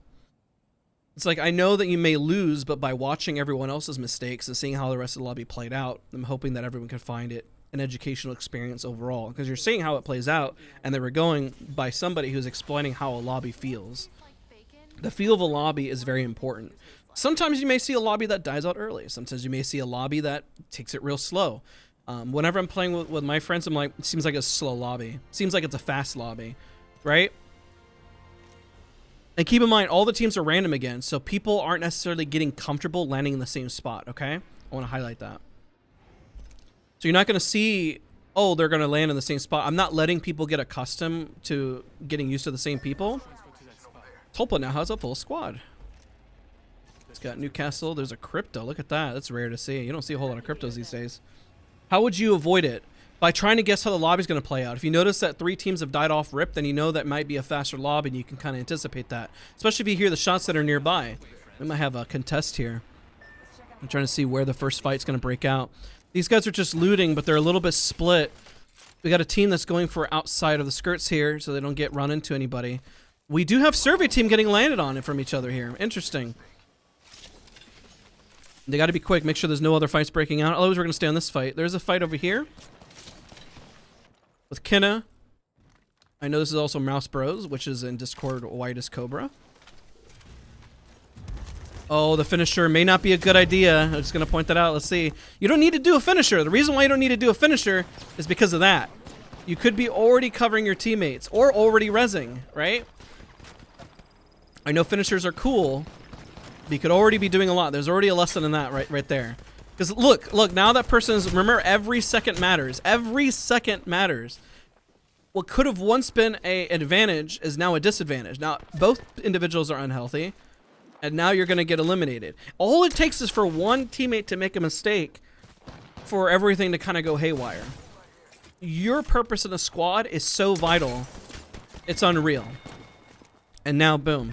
While they lost somebody, they came out ahead because the finisher occurred. Especially if you took no damage, the finisher was not needed. I know we missed this fight. I think we missed this fight. No, they rotated. I guess they didn't fight. Yeah, they didn't. They got out. Okay, so we didn't miss anything. Good. So one team has fought early. I'm out to DM you personally, man. You can't go for finishers like that. You can't flex. What are you doing? What are you doing if you're flexing? You gotta respect the flex, but at the same time, they're not gonna respect the flex. This team thinks that this is an isolated fight outside of zone. It is a full squad facing a full squad. They're trying to get the jump on them.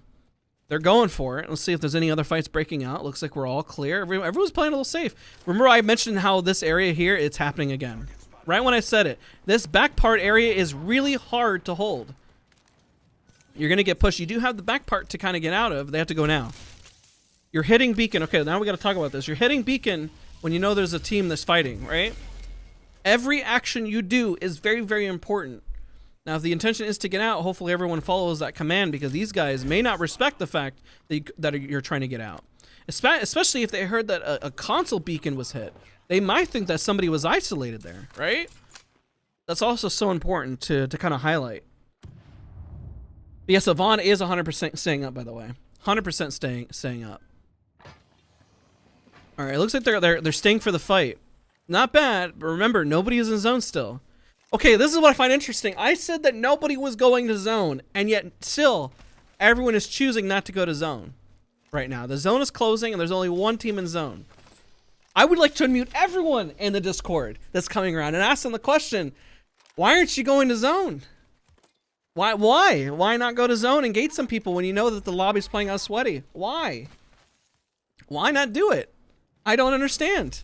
If this was me, I would be in the center of the zone, hitting beacon, hitting Like, look how many people are outside of it. It's crazy. I'm gonna mute every single one of them this next round, you know, and ask them that question. It's okay to fight for something, which is what we're about to see here. Oh, we'll see if they actually engage on this. They're holding their spot. Oh, their Valkyrie thing. There they go. Now they're going to zone. Very nice. Very nice. Very nice. You guys went to zone. You use your Valkyrie. You use your utility. Landing on a team. Unlucky. Unlucky. Could have veered off to the right. So the tip when you're Valkylting, Valkyrie to where you know you have information. Don't Valkyrie towards somewhere you don't have information. That's a skill learned as you start to play more Valkyrie. It might get out though. Twisted Biscuit has to hold for his teammates. You have to hold. You got to shoot for them. You got to shoot for them. Nice, nice, nice, nice, nice, nice. Now they can get out and reset. Hold for your teammates. Biggest tip I can provide. Your teammates are your best friend. Hold for them. Hold for your teammates. Hold for your teammates. Watch for them. Give them information.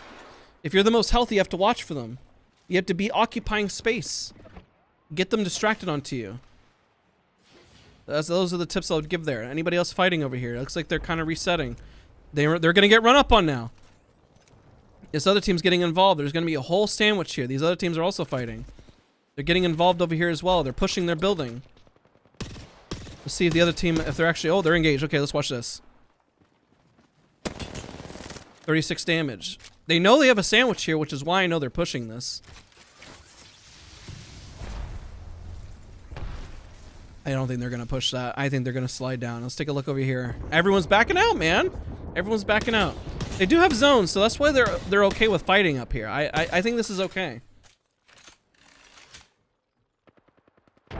And you know, I know everyone's saying also in chat, I agree. I agree that playing passive can be boring, which is why you got to pick and choose your fights, right? Notice how everyone conglomerates around where the action is taking place, right? But if you can get into these ideal spots, like, let's say around staging area or holding specific areas, like maybe you gate through landslide, because landslide is going to be game-winning spot, by the way. This is game-winning spot right here. And how do I know that? Because it always pulls there on this side of the map, pretty much. This whole area is, if you can get there sooner, it's game-winning spot. This is the difference between pros and people who play the game maybe just more casually, right? Where you notice that they are so fast in rotation and so fast to start controlling the lobby. How do you control the lobby? Is by, again, occupying space.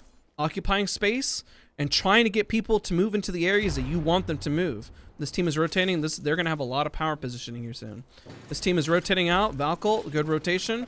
They're getting pushed, which is perfectly fine. Everyone at least is being smarter about their fights and disengaging. But there's still so much space in the center of the map. Look at this. Look at this nightmare right here. My gosh. This is a cluster. This is stuff I dream about and wake up in a cold sweat. Realizing that everybody's here.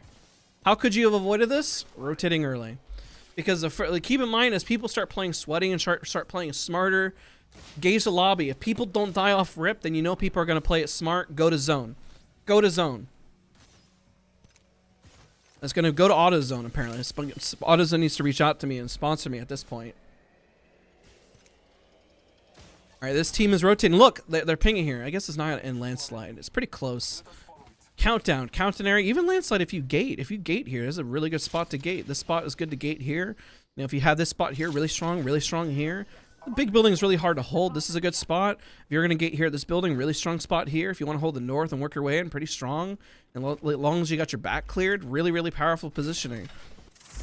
When you got a cluster, like we're seeing right here, you're just essentially just praying that you're gonna win. Because of the chaos. And even then, there's more teams, and you don't even know who's a part of what. This is where it happens when you have a dog pile. Anticipate the dog pile, duck and weave out of the dog pile, and reposition. And there they go. They're repositioning. Good. They're rotating in. All this spots. Remember the power positionings that I was mentioning? Here to gate. Good spot here. Good spot here. Good spot here. Hold here. I don't know, if you want to hold the choke around this area, possibly here is not a bad spot. It can be a little rough. The north spot is not bad as a last resort. This team's rotating. We still have 19 squads alive, by the way. A lot of teams are really playing it pretty safe. but they're having a hard time actually getting in because everyone's getting stuck. So how can you get away from being stuck?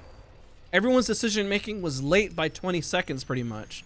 So therefore, like, these guys were actually pretty close to end zone. If they noticed nobody was in zone, let's screw it, go to zone, you know? Go get more loot. Because it seems like when you notice the lobby's playing sweaty, it's playing sweaty, right? I get the fear. The fear of not having good armors is also there. Craft your armors up. If you notice this team, by the way, has bad armors, you can shove them if you need to. A lot of teams rotating there. Oh, we still have the fights breaking out over here. My gosh. Zone closes at 18 seconds, and yet they're still holding them out. Good res by the lifeline. Good coverage by the Watson. Has to recoup. This fight's over. Good hold, though. Good hold. It just unfortunately wasn't enough. They were putting a lot of pressure. And what's going to happen now? The other team is pushing outside of zone and deciding to get engaged.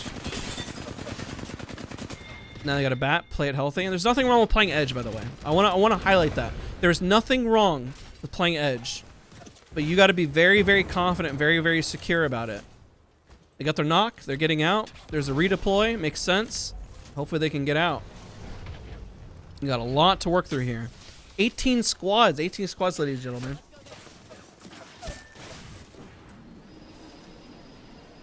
They're about to land on another team, unfortunately, right here.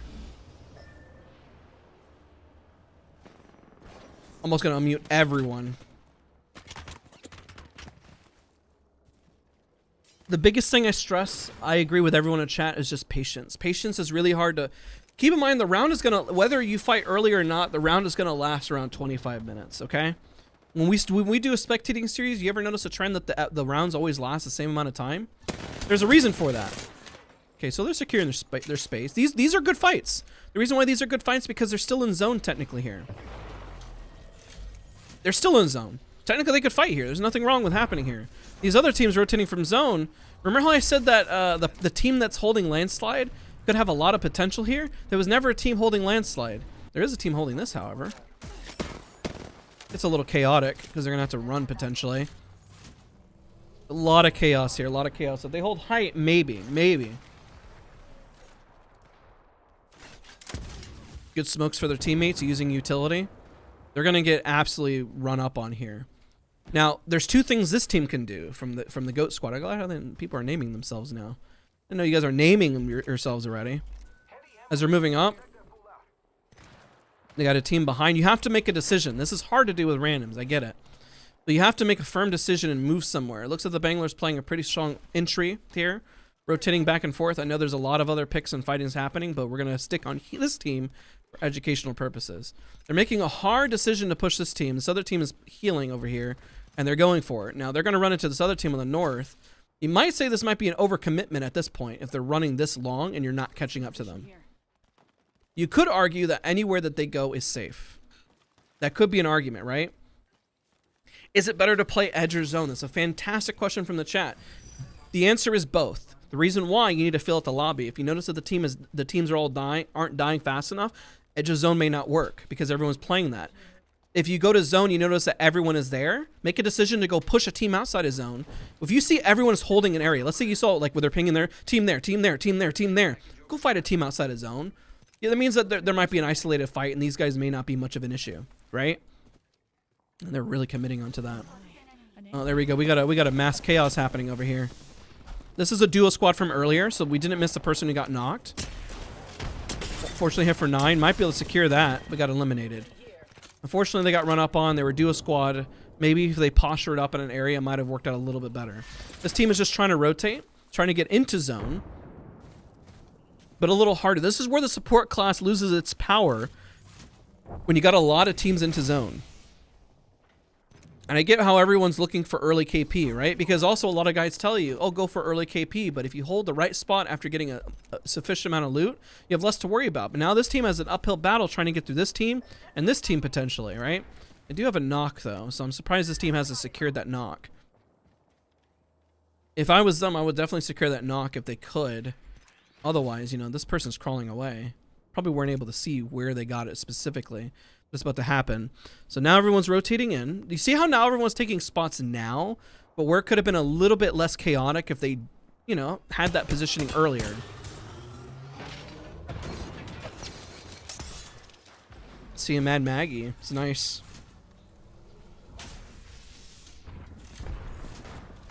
They got some damage there. Not too bad. This is a team that they can actually fight. This is isolated for now. They are in zone if they're able to clean it up pretty quick. They got the ult. They get cracks. They got to make a play. They're going to move in. There's a lot of damage. Nobody's moving up on it, though. If they wait too long, the other team may roll up. And now they're just letting him heal. So there's two options. They're opting to play the slower route to see if zone will punish them, rather than going outside of zone concerned if somebody's going to run up, right? But now the team may actually push on them, which is this is their opening. The team down below has to push, which is what they're doing. Let's take a look at their POV and how they're going to make that push. You either push down on them or they're going to push onto you. And they found their opening by doing damage back. I would say when they got the nades, that was probably their opportunity to go up and make a play. But now they're on equal footing now. Their backs were cleared, so technically this was isolated based on the number of squads. I know it's very hard on wanting to fight or not wanting to fight. Let's take a look at this team. Looks like they're just rotating in. Let's go back. Team engaged here. Let's take a look. See if they're able to reset. Res right away. So remember how I said 5 seconds or even waiting on the res? I know that you're trying to wait behind the corner. Sooner you can res, the better. Faster reset that way. The other team disengaged. They're holding him out here. They're going to find a way in, man. It's like the movie Signs. You know, they'll always find a way in. They'll knock on everything. And now 10th place. Technically now, people are getting RP based on the new system. Let's take a look at this team fighting here. Some solid damage. They do have a good angle. Able to connect some shots. Getting shot from multiple teams, unfortunately. It's going to be a hard rotation out. Their goal right now is just to stay alive. We're still at 10 teams. They might rotate on top of somebody. This is going to become chaos as they're rotating in on top of each other. Oh, they see them on the left. They better hope that they respect it. There's a knock. All the Wraith can do is just survive and just pray. And this team finally working their way in. We're going to talk about this team quite a bit. Oh, man. Oh, no. The team inside is going to cause some chaos here. I get looking for spots, you know, with the Valkyrie. But now this team is just getting punished for it. All they got to do is hold. This is rough. I'm surprised it's still alive. Other teams are fighting. I think the Rat has gotten eliminated. We'll keep an eye on just these 3 teams here, because I want to talk about this afterwards. Their peaks are free right here. This should be easy pickings for them. Do little quick peeks, but be aware of where they're at. Don't give them space. Don't give them the space. They're gonna have to rotate into zone soon. These fences are good, but they do have easy peaks to peek them, and they're letting them occupy quite a bit of space, unfortunately. And this other team just rotated out for free, essentially. I get there's a lot of respect happening in the lobby, but you also got to kind of fight for what's yours. You either fight for it early or you fight for it late.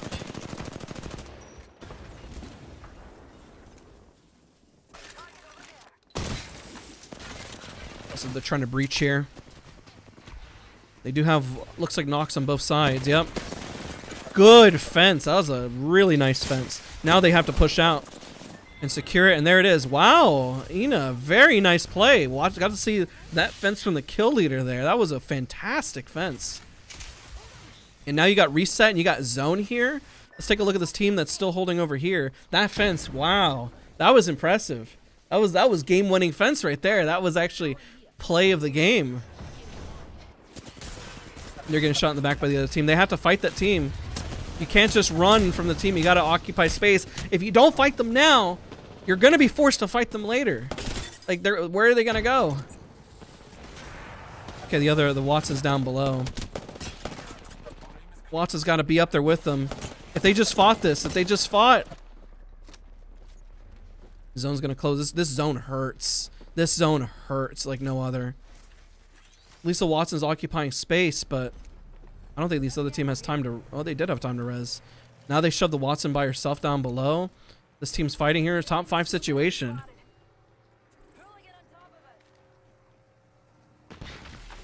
Oh, they didn't see it. They didn't see it, the peripheral. Oh, man. Got to check your corners. Check your angles. We talk about slicing the pie. You never know where opponents are going to be at. Good res, good hold. Man, good hiding on that, but you got to check your angles. I saw them peripheral there too. I get it happens. It happens to pro players too, but that's rough. If you are the most healthy, you need to be watching for your teammates. That person's batting and could have gotten white, so you need to watch for your teammates and let your teammates hold. You never loot if your other teammates are hurt, and then you can loot. There's a rule. Follow the rules. Did they reset?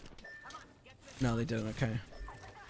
Watson team managed to fight the other guys, so there was some tips there though. Hold for your teammates, heal up as fast as possible.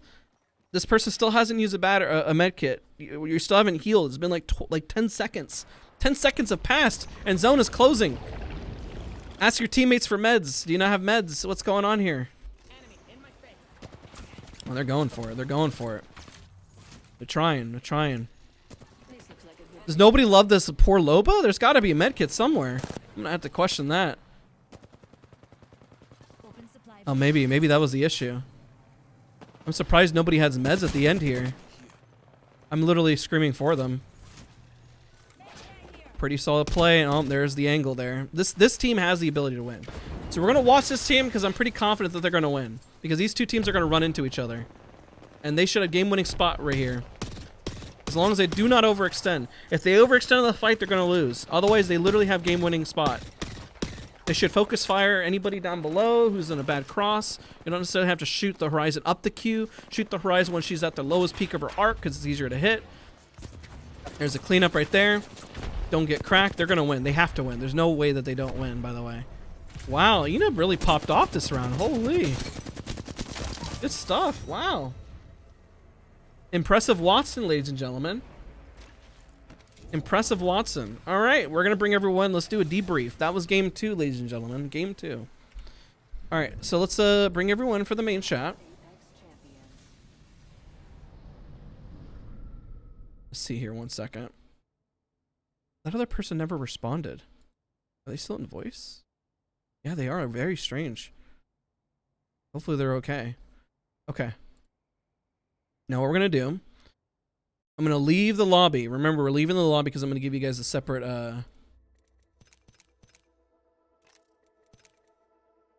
Okay.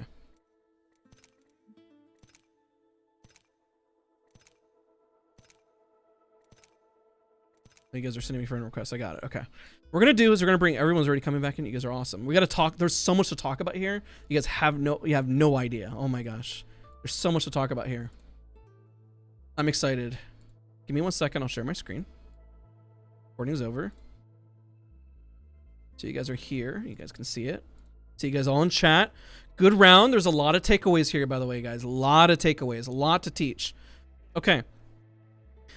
What's great, you guys have to pay very close attention where people drop on the map, okay?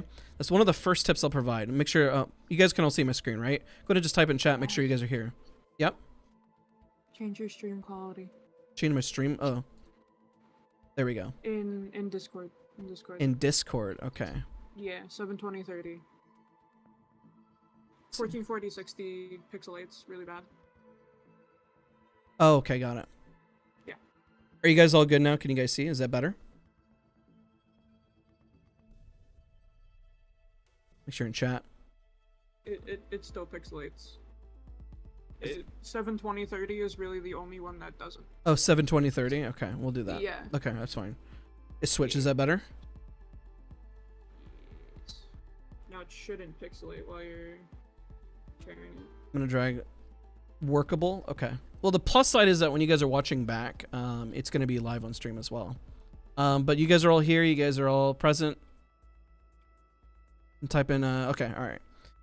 Any questions so far? I'm gonna look at chat. Does anybody have any pressing questions? Any like major concerns or anything? And we'll hold that for now. Just cover those real quick.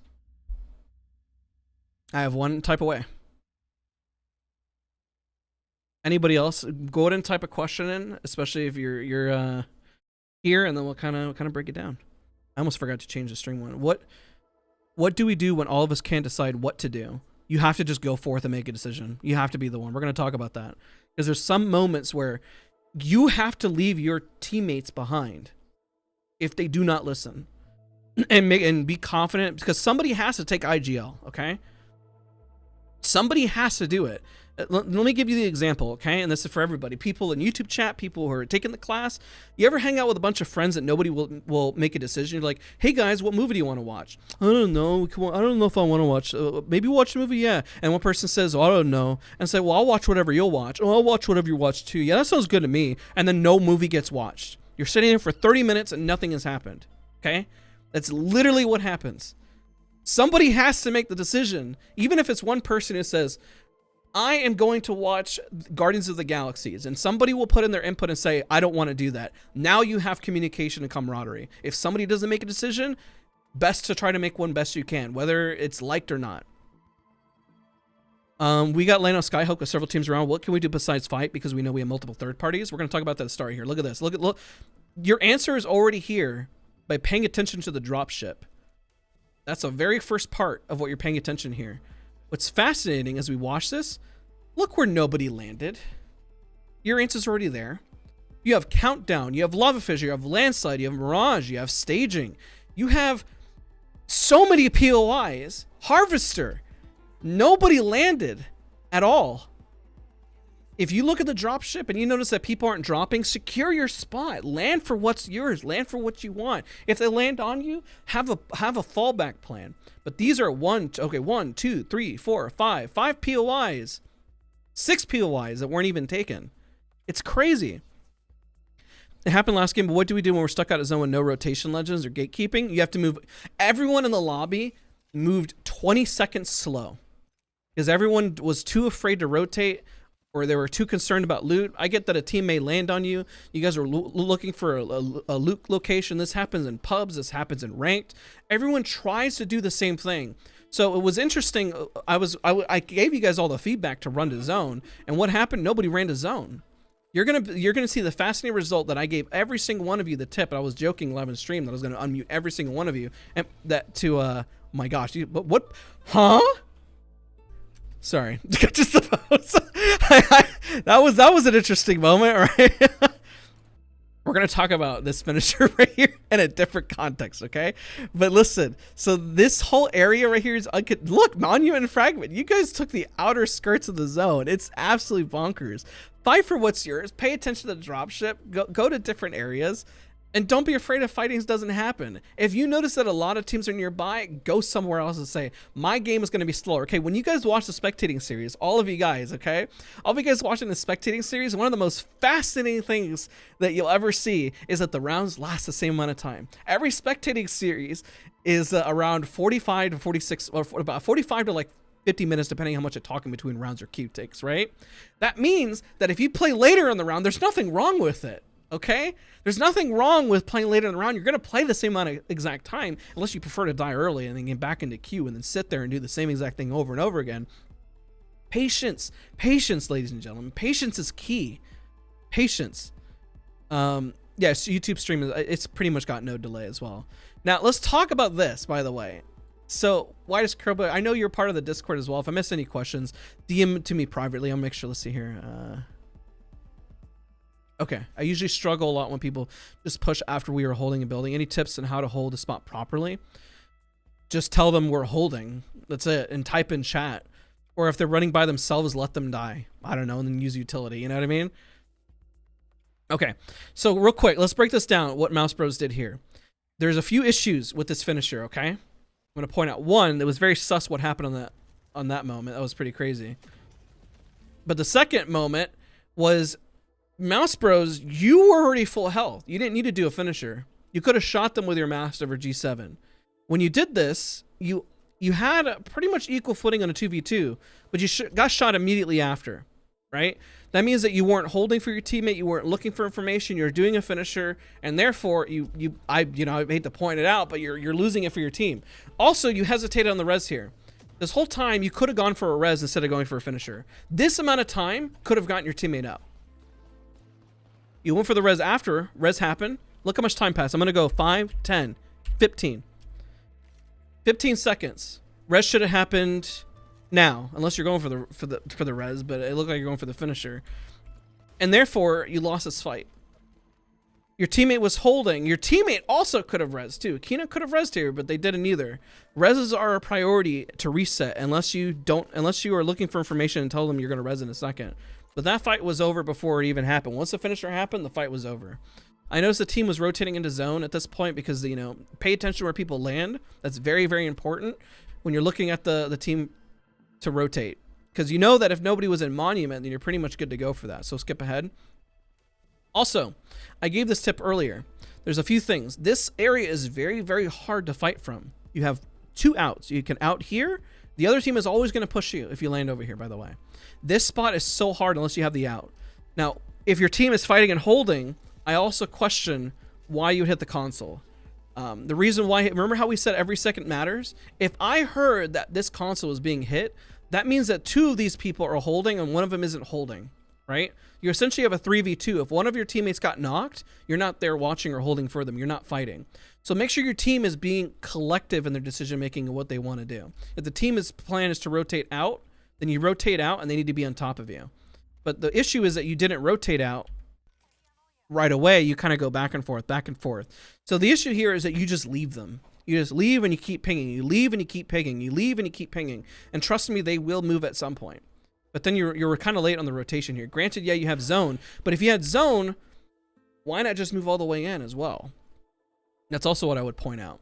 So I looked at the mini map. If you look how much space is occupied here, still Mirage is open, staging, harvester, landslide, lava. If you felt any moment that you were struggling for resources, this team could have rotated there. This team could have rotated there. Nano could have rotated there. I'm fine with this team being up here because you don't know what's on the south side. But still, I mean, occupy space as much as you can. This was a fight. Let's take a look at this fight here. Good rotation. I was happy about when this happened on stream because you were rotating. Now, any Valkyrie tip I can provide to all of you guys. Make sure I'm missing anything here. Yes, Anita? Oh, okay. Yes, I will do that, Anita.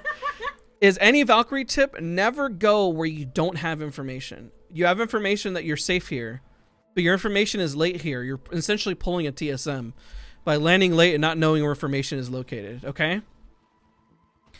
Granted, you guys get out, but man, was it a tricky situation. Twisted is going to give us our next educational moment here for all of you guys, okay? Is hold for your teammates best you can, okay? I would still try to hold and hold the angle because your teammates still need for you to hold. Right now, any one of them could have gotten knocked. So kudos on the hold right here. You back out. You could have held a few seconds sooner, but then you essentially abandon them as well. Your teammates have to move and they're going to move. But now your teammates haven't healed, but you're not holding for them. You have the door, but you're not holding. You're not putting pressure. And of course they shoot now, but you at least take some shots to slow them down initially. Because if they're the first to shoot, they're going to feel confident to move up. And they got shot in the back. Luckily, this is luck, okay? This is dumb luck that another team was located here. Otherwise, this team would have kept shoving you, and they would not have stopped, okay? And of course, the team that was shoving in the middle, I get why you guys backed out. And there was another team fight happening here, so we're kind of bouncing between the two, happening simultaneously. Those are the only fights happening in the lobby, by the way. Everyone else is not really fighting or really doing a whole lot, unless they're peeking and poking. Toast, the issue here in terms of your gen, if anybody's playing Watson, you're anchoring, but there's nothing to anchor for yet. So your gen is essentially a waste. When you're using utility, always have a purpose. Nobody's taking damage. You're not anchoring because nobody's aggressed yet, and there's no fallback. It's nice to maybe have a fallback there if you were really aggressive and you're doing damage and moving forward, but the zone is closing, and there's really no reason to gen quite there. So hold your utility until you know that you have the information to do so. That's the best tip I can provide in terms of at least any utility usage. Even if you're caustic ulting, like imagine the Watson gen, like you caustic ulted right in front of you and nobody's there. Think of it that way, because then you rotate and now you don't have gen.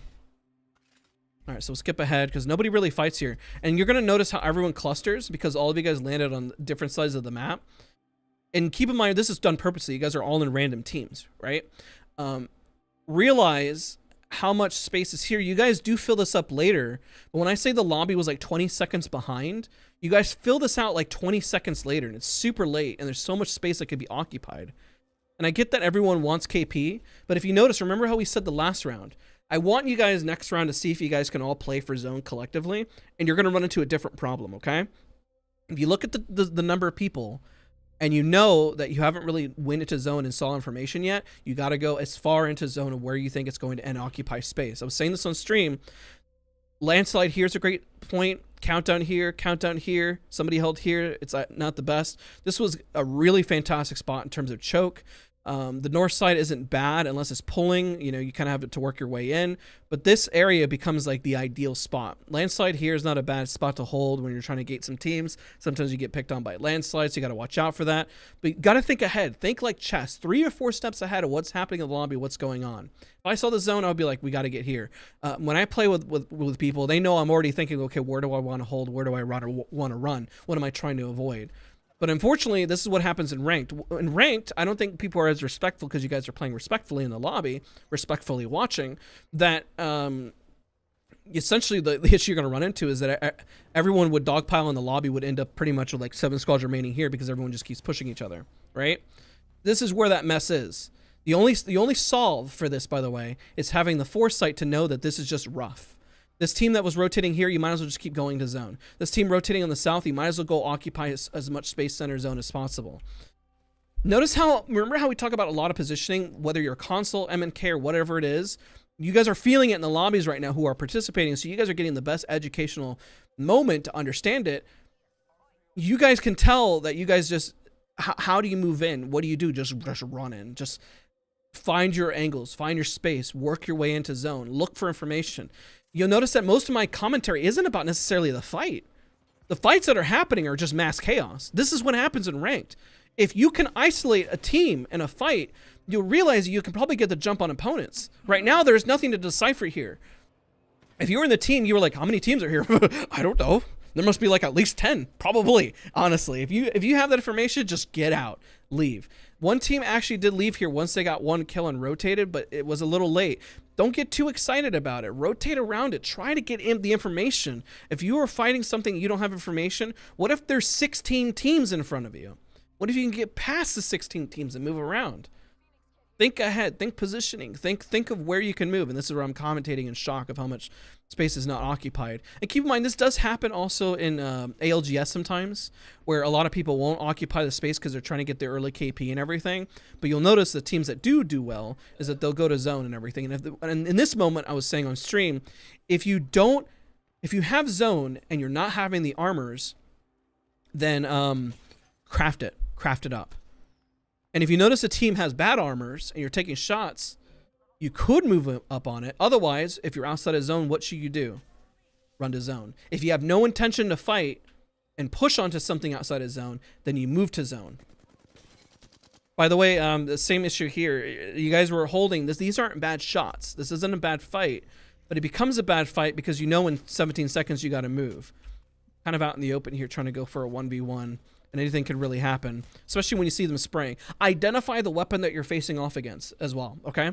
That's also very important. If you notice somebody shooting at you and you can identify within a few seconds as a nemesis, you don't repeat the nemesis. The reason why, you can tell by the 3 shots in that moment. Like I would VOD review and look at this and say, why did you peek up when you see shots? It's like the song at this point. They're only gonna go faster and shoot faster and faster and faster.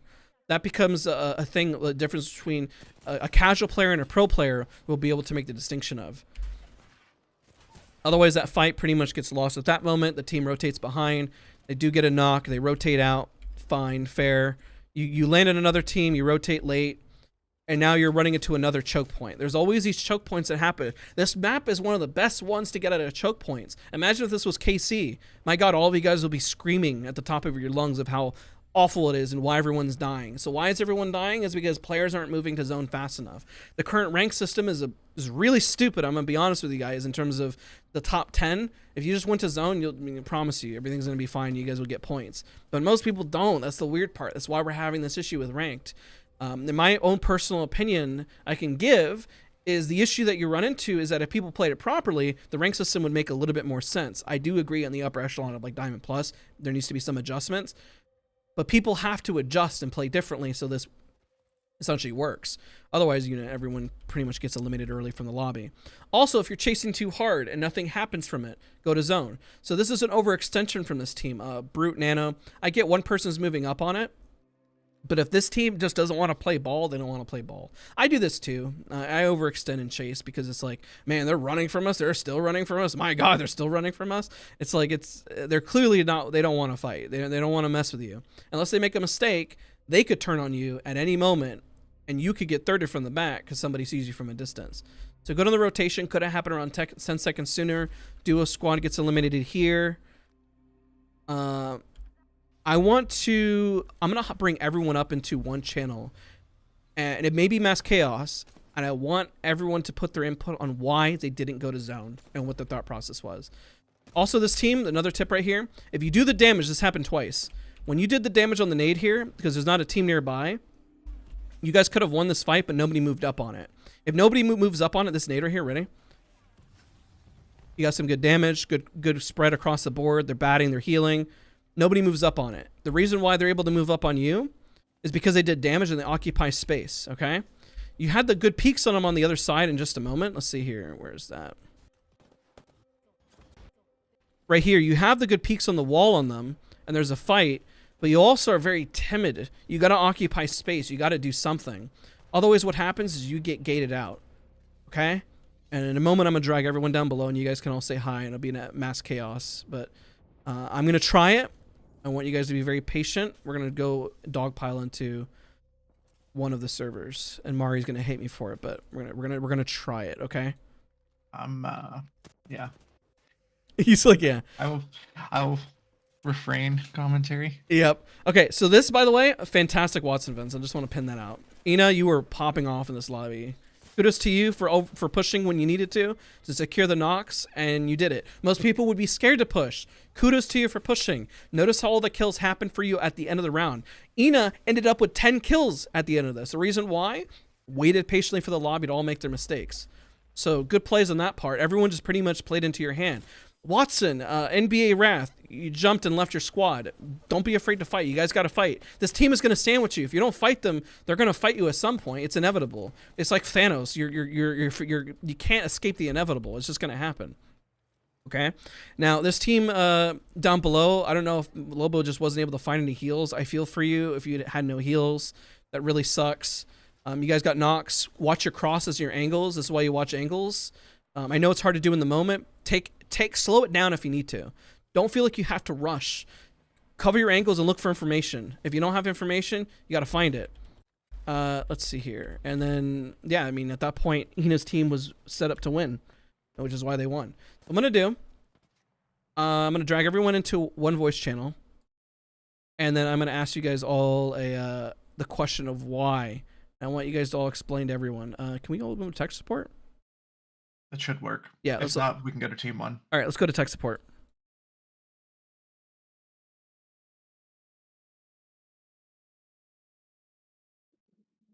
Okay, in advance, this may be a bad idea. This is going to be a bad idea. Please do not all talk at once. Don't all talk at once. But I do want to hear from the collective.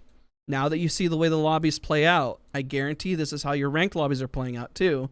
Watching dropship on why, and we'll try to take turns. You guys are being very, very respectful. I really appreciate it. Why did nobody go to zone? She seems cool. All right, you guys are live. My team went to zone 2. You went to zone 2. Yes. So other Yeah, teams go to zone, but we kept facing teams like wherever we went. You can. We went to like 3 places, and both of like everywhere we just had teams. We were the team who were fighting against Ina in the house, and then that fence. Gotcha. At that point, it's fine. I would say, let me reiterate. Whenever you are fighting, going to zone in zone 1, whenever all of you guys are outside of zone, and Countdown, Lava Fissure, Landslide, Mirage, Staging, and Harvest are all free.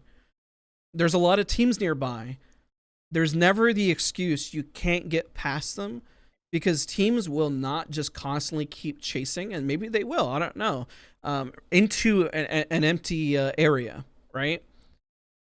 So realistically, there's always a way out. You've seen it with the duos. You've seen it in pro lobbies. You've seen it in ranked, where you're able to weasel your way in. There's always a way to get in. So the educational moment I can give all of you guys right now is that there's always a way to get in, to leave. At any one moment, I'm going to share my screen real quick again. When we look at this screenshot right here, and at this moment, I'm going to back up even more. If you have a solid loot pattern, we'll just leave it right here. Any one of you, this team could beeline it here. This team could back up for the fight and go here. This team can work their way here. This team could go in further and go see what's going on. This team can work their way in here. Granted, the team's on the outside. This team can work their way in here, wait for this team to stop holding them, take some shots, crack them, use a Wraith port, whatever they have, any utility, move past and work their way in here. This team could start crossing out in the open here. Everyone can work. Everyone has a way to always get in. Now, does anybody know the answer of what happens if everyone goes into zone all at once? You all cluster in the same place? Yes. A lot of different chokes? Correct. So what do you think would be, if everyone starts to do that, what play style do you think you can start adopting? Defensive. Edge. Playing edge. There you go. So multiple people. So there's two different options. You can play defensive and hold your spot because you're getting resources, and the other one means that you can play edge. You can start fighting for stuff, right? This is what happens in ALGS when everyone goes to zone. You'll have teams hold here, here, here, here, here, here, here, here, here, and then you'll have I don't know, old Complexity. Remember when Complexity was running it down with Gibraltars, just running at teams because like, oh, these guys are in buildings. Everyone's afraid to fight. Look at these pansies. And they just start pushing everyone, and Gibraltar just starts beating everyone up with bubbles back in the day. That's what happens. All right. So how do you solve that is by isolating and understanding what your playstyle is going to be in that moment. If you realize that everyone's playing defensively, let's say that you were late to zone and you were one of the teams that happens to be late. Let's just say like Papaya's team was late right here because they're furthest out. I'm just picking on them right now. And then all these teams were here. They can say, you know what? Let's just fight this team. They're out here and all the teams are in there.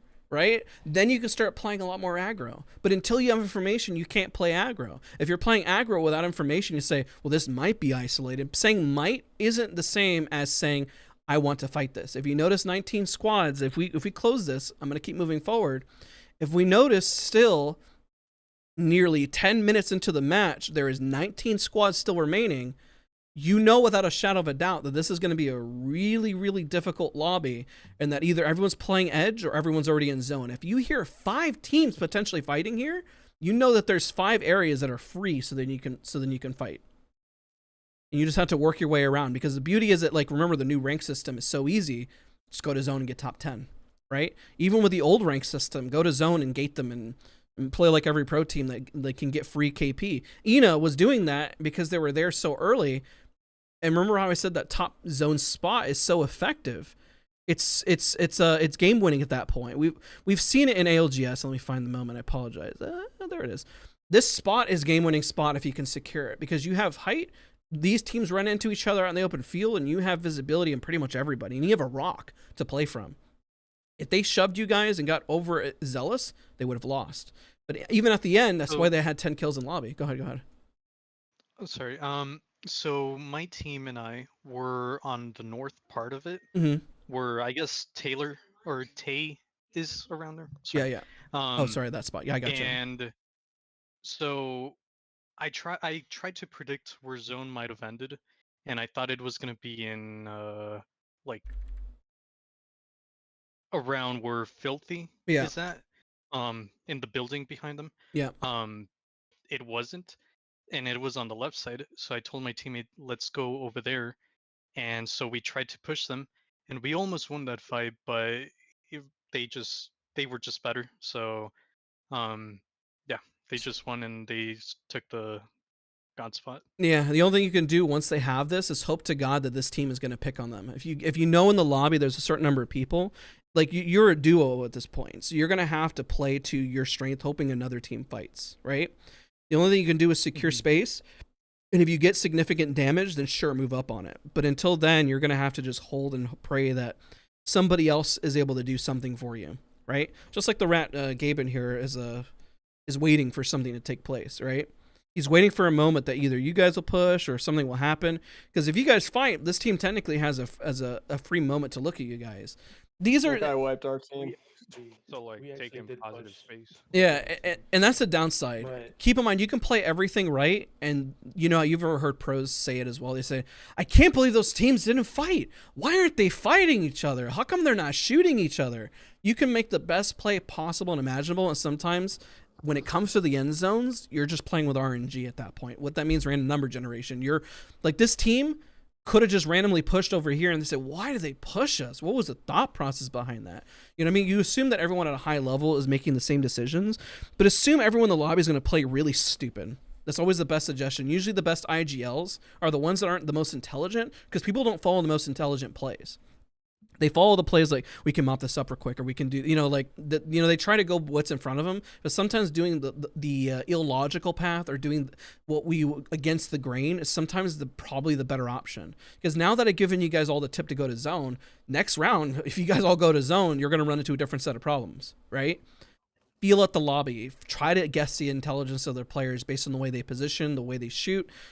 I try to do that in the match where, like, sometimes you get it wrong. I've had people where I've shot, I'm like, oh my god, this team is horrible. They're dog X, Y, and Z. You know what I mean? And then we push it, and then we get put in our place, and you get humbled. You know, happens. But you got to do your best to try to assess the type of player they are.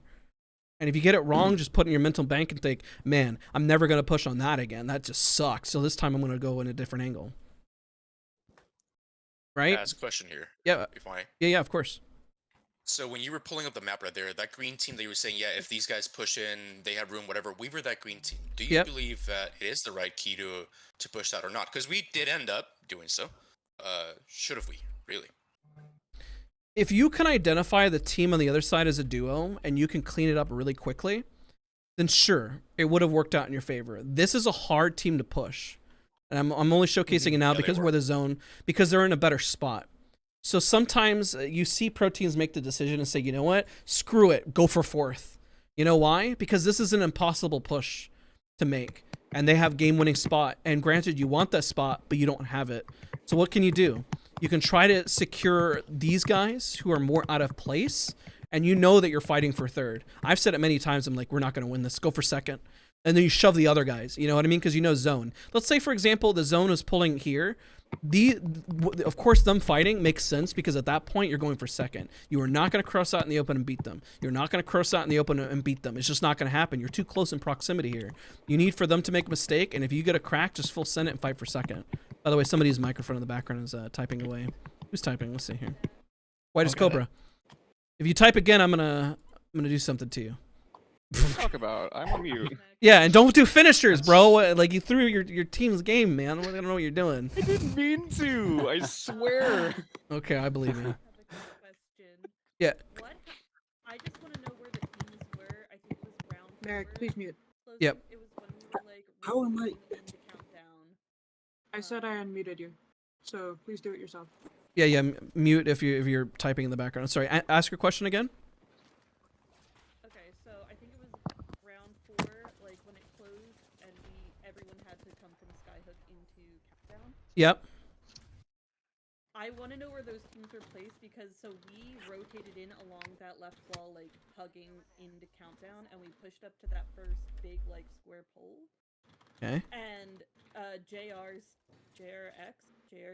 team. Where were you again? Like. This was like round 4. Okay. You're way early in the. Okay. Yeah, it was round 4 pushing into. Oh, I see. You can see my painting. Countdown. Yeah, I see right here. This was after. This was, I guess, the next round closing. Are you talking about the round before? No, like round 4 closing. You're at Okay. round 3 closing. There. Or right before it, I saw us on the map, but we died. I died. Trying to go in, yeah. Okay, Was there it it is. two team? Yeah, we were holding You that had an building. L Okay. To the right. Okay, Yeah. so I They get have where that you're building trying to back. secure space, looking information. This We is were the trying. Yeah. This- We were trying to take like actual center countdown, but you got to keep in mind that by that point, it's probably already late. right? If you were going to take that, you have to understand when you're forced to play as an edge team or whenever you're forced to actually be center, right? If you are so late to the rotation, you are now an edge team. Regardless of your composition, you are forced to play that way. Because you were so late, even though people aren't playing center, this is already occupied. You could play edge and probably gate out this team here, or play edge and kind of move this way. But this spot, you're going to get gated out at this point. I would even fight and say, you know what? We're so late, we might as well say screw it and fight one of these other teams that are late and gate them instead, you know? Well, so no, we were trying to head, like, to the countdown building. Like, This one right here, right? Yeah. We were trying to go there. I thought there was a team in there already, so I was like, we can't push. We're going to have to fight someone. And we came up on, I guess, the green team. Yep. We were trying to rotate out of that building. Yeah, you're right. We heard you guys fighting. We were expecting someone to show up in that direction. I heard the footsteps. Then I told my teammates to turn around. Honestly, I had no audio of you guys until I saw someone just like dash Oh around yeah, that was like the corner. Wraith. Yeah. Yeah, it was too late. You know the solve? Everyone has to run seer. Just kidding. Okay, but honestly, you're God, please so just do so not do YouTube that. so YouTube chat understands what's going on, because I know I tried turning up Hodel, but she's still really quiet. Turn up to 200%. That their team was trying to rotate here and occupy space, regardless of where they're at. The rotation by a whole minute was already late. So if I go back a whole minute, you were already late. You're late here. Your decision to move needed to happen a full, honestly, a minute and 40 seconds ago. That's how late the rotation was. That's how far back you have to go back. Because they're already there. And see how it's closing now? And we go back even further. 40, 30 seconds. We go back even further. You're still there. You're still there before it's closing. You need to go fight. You got to go do something. Even if this team leaves, you have to make a play. Once the zone closes and you see the information is moved, let's say we know that it's already moving to the next zone. If this was ALGS competitive or ranked, once we have this information, you say, oh my God, the zone's over there. You either got to fight immediately to secure space north within at least 10 seconds, or try to find some space over here so then you have at least some wiggle room before the zone kicks you in the butt for information. Otherwise, if you go in between or you wait another minute and 40, anything, it's too late. That's not a problem mechanics. Maybe, let's say you ran up here and you aimbotted these guys. You still got to deal with this team. Now you got to aimbot those two down. And then you got the other guys behind you. Then you got to aimbot those guys down. And then you're probably going to get banned because you're cheating. You know what I mean? Then it's blatant, you know? So like you're kind of putting yourself in an impossible situation. All you got to do is think ahead of time. As soon as you saw this, go fight something and say, you know, guys, we got to go do something. We got to do something now. We can't stay here. We're just going to die. Like we're dead. You know, for any team that's outside of zone, this is what happens in ALGS when the lobbies are this sweaty. You just have to go occupy something. And if you lost a fight, you lose a fight. It is what it is. It's okay. You know, but waiting too long, maybe, yeah, you want to wait for 10th place for RP, but still, I mean, you got to pick your battles there. I'd prefer to learn, for you, all of you guys in this class, to learn how to fight. If you learn how to fight, you're going to do so much better. So much better. You'll occupy space. Let's imagine you clear out these teams, you move in, you can hold the rock here, you can hold underneath, you know, you start battling these teams out, you know, and then, because you don't know this team is there, but maybe they'll run into each other and fight, and you can start thirding them, all of that fun stuff, right? So anytime you make a mistake. Oh, go ahead. I'm sorry. I was part of that team too, and I think that's what it was, where we decided to go through the tunnel into Skyhook instead of going around and fighting a team that was on that tower towards Countdown. And I think if we had beat that team there and made that play to fight, we could have taken that other side of Countdown instead, where that building that we wanted to take, we would have gotten it if we had taken a fight earlier. And I think we just didn't know how to take the fight. Yeah, and usually that happens with a utility, getting an initial crack, hiding, coexisting with them, maybe holding the roof until a play happens.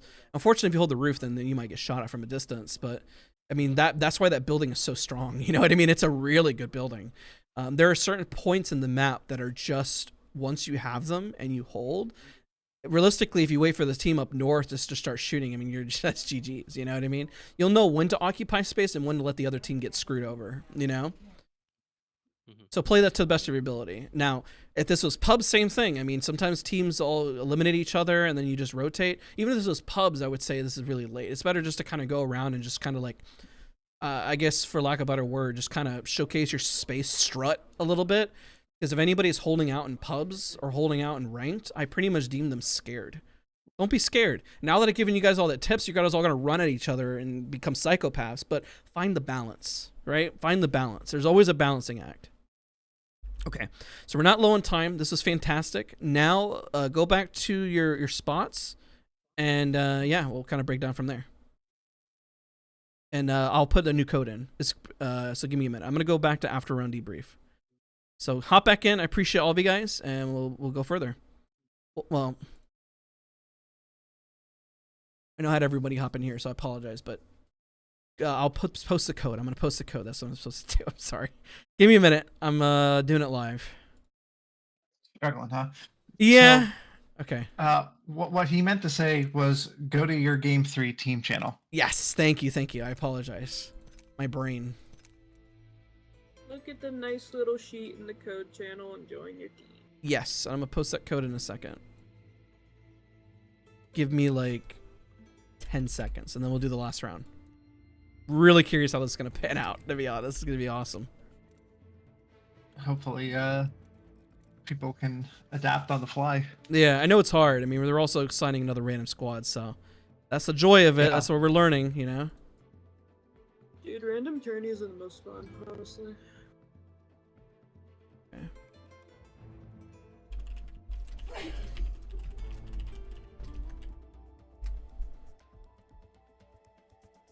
Okay, codes are out. Go join in. Make sure you join in.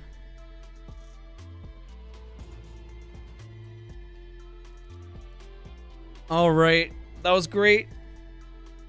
Good round. I know we had some people fill in, so we'll try to see if we can get them to fill in if we need the spots. New sheets.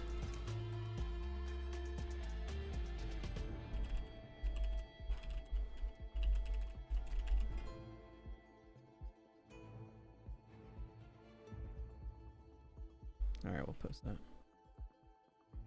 Okay. Oh, we having fun? Everyone having fun? Good time. Okay. Sure, I'm getting every message. I'm so curious how we're gonna play out this last one. Hopefully, people pay attention to dropship. That, you know, it's so simple. All it is sometimes it's simple things, right? It's the simple things that make a big difference. Everyone who's watching, you would think that looking at dropship is one of the most easiest tips that you can give somebody, but look how it impacts players. Keep in mind the ranges between gold, and there's some master players in here, right? They're all balanced based on their team, but what difference, the massive difference that it makes for everybody. It's pretty monumental. All right, everyone's filling up. If you guys are just tuning in, again, this is a masterclass. Essentially, we do a round, we break it down, we talk about tips, we talk about the flow of the lobby. Individuals have purchased separate coaching sessions so they can isolate individual mechanics. But the goal of this is to understand the flow of a lobby so you can IGL better, so you know when to push, when not to push, how to loot, what you need to do. Now you see everyone's perspective on what's happening, and everyone always has a similar mindset on what they're supposed to do. Let's see if we can drag people. Anita and Mario, the lobby might be a little bugged. We can't because we're not. Oh shoot. We're not admins. Okay. You'd have to do Oh, they're it. moving in. Let's see if you can drag people. Because I can drag them. What squad is Gufundo a part of? I can help with that. He's although not who? unassigned, so you just He's left and getting shot rejoined, now. so maybe it'll work now. Okay. What about? So all these are unassigned. I know. Okay, they're going in. Gufundo. So he's just a new person. Team 11. Team 11. Team 11. Okay, so you what team is he a part of? Or they're a part of? Team 3. Team 3. Team 3, yeah. Got it. I think Hodel was a fill-in, right? Yeah, Huddle was filling. And so was NYX. Yeah, they were both fills. So let me see who's supposed to be Team 7 here. It's supposed to be Argumeister, Kami. Yeah, Kami's still not here. So, oh wait, no, Kami's here. Wait, I'm losing my mind. And Nuke. Okay, what team is Zars? Okay, they moved in. Never mind. Yep, and that Gufundo person said they were restarting. They should be back. Okay. What team was Gufundo? Was that team 11? That's 11. Okay, Yep. that's perfect. Let me make sure my stream is showcasing the right screen. Yep, okay, we're good. One more round, one more round. We're doing this again tomorrow, ladies and gentlemen, just a heads up.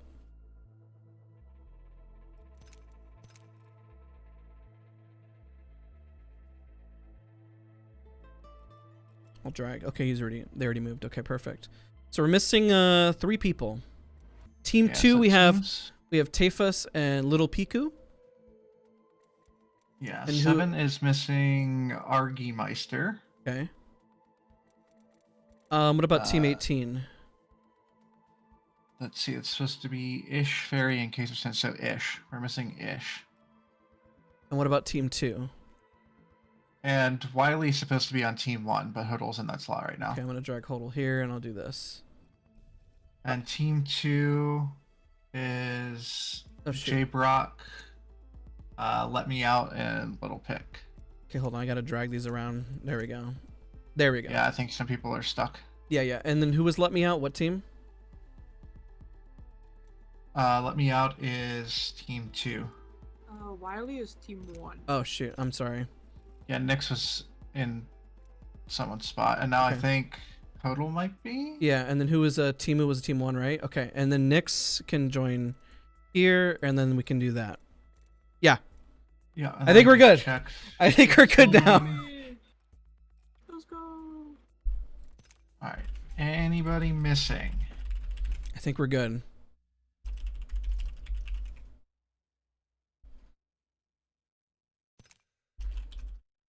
Had some fill-ins.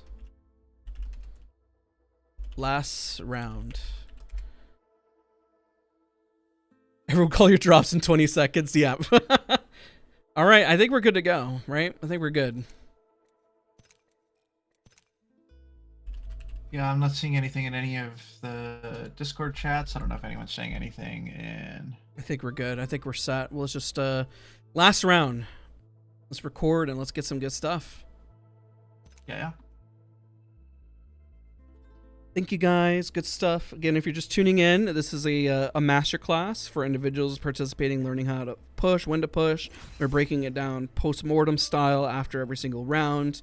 There are also individual coaching sessions for individuals, so then I can see how they've played, how lobbies play out, making decisions, and all that fun stuff. It's been good. It's been good. Got one more to go. Let's see how everyone plays. And the easiest tip, are they watching the dropship?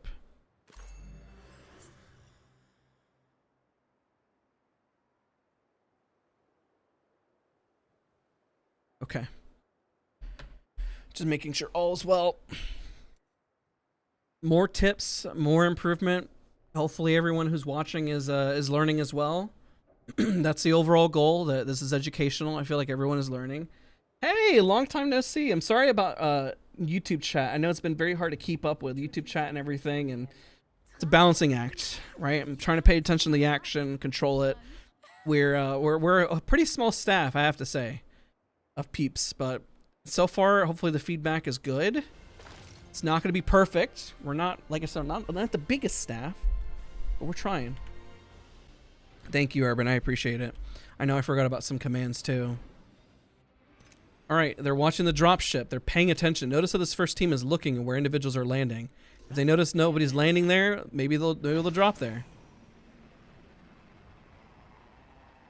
This is what happens with randoms, you know. At least with ALGS, people start to say, "Okay, we're going to secure this," and so forth, right? Oh, they're going. They're contesting. This might be our first fight, ladies and gentlemen. They went for a big mod. They kind of said, you know what? Screw it. We're going for it. Biggest tip for Catalyst, cat up those doors. Anybody who's playing cat, just start catting up doors. Unless the team is rotating out, which is what they're doing. Geyser's free up north. Geyser is free, so technically they could go north, and they'll be perfectly fine if they want to rotate. They don't necessarily have to fight. They don't have to fight if they don't want to. Knowing that that there's areas here. What's that? Plan to contest. Plan to contest? Climatizer contest. Oh, thank you. Bro. I was like, what? Oh my gosh, look at that. There's 3 teams there. Epicenter and Survey are free. Got an early fight in her hands already. Always look at your surroundings. This is better. It's a lot more spread out. There's a lot more teams holding different areas, so it's a lot more balanced of a lobby, right? With everyone understanding that. Of course, you're going to get teams still contest. This team, by the way, is still deciding to take the shorter spot over here. I can say it as many times as possible. That's not necessarily worth it, but if you want it, you want it, right? Okay, this team is backing out. They don't have the damage advantage, but this team is probably going to push them. If they have this much damage advantage, I would definitely still push as well. Let's see up north, they're all poking, they're all pretend fighting, even though they're on top of each other. Now we have a contest. We have Jose who just went down. Hops may have his ankle. There's an opportunity here. He's probably going to get wide swung, which he just did. He got a good spray. Another good spray. Nice headshot. Got a no-scope the runner 6. Unfortunately, while that was a fantastic play, wasn't able to clutch it out. But really good play, though, overall. Other teams decided to back out there, so that was interesting to see. It's tough when you want to contest. You know, there's nothing wrong with backing out and looking for a different spot whenever you just want loot, right? This team decided to stay in it. And there it is. Probably an uphill battle, too. And they got we got a new kill leader. JRZ. Potential fight here. Now they control most of the map over there, right? This is what we call edge comp contesting. Sure, it works. Now they're ahead. Now they have all this space. I don't even know geysers that hasn't even been looted, right? We do have a team rotating in, and they're trying to work their way in. Let's see if they take the advice. They have so much space to rotate to. Because this person's isolated on this fight, by the way. There's another tip. If you know 2 people are on the left, because you see shots there, you can wide swing the person on the right here. Right? Isolating opponents is key. If they don't know that, I mean, maybe there's only 2 there, but they're 3. Now they're coming across and securing space. They had the advantage there for a second if they just wide swing that guy all together. But as long as they're together, there's nothing wrong with the decision as well to back out from the fight and recess and reposition. But just want to pinpoint that one moment that's a way to get to come out ahead on the fight if you want to fight. So a little tip there. And we look at everything here. Everything looks hunky-dory for now. A lot more balance in terms of the way we're from before. It's night and day difference. It's literally night and day in terms of seeing how the lobby's flowing because people are able to get their loot. And we'll see now with a new set of tips, knowing that the lobby isn't necessarily all stacked on top of each other. The zone is closing. When the zone is closing, definitely need to try to make a play to move. This is a team that did really well before because I saw that Ina is now part of this squad. So anchoring, holding. They see one team is here. They might fight for it. Really good, really solid spray. Now the question is, are they going to rotate? They don't have far to go, but they don't know how many teams are on the other side. I know they're just trying to create an opening, but you know this other team on the south is hearing this bullet fire and trying to decide if they want to get involved or not.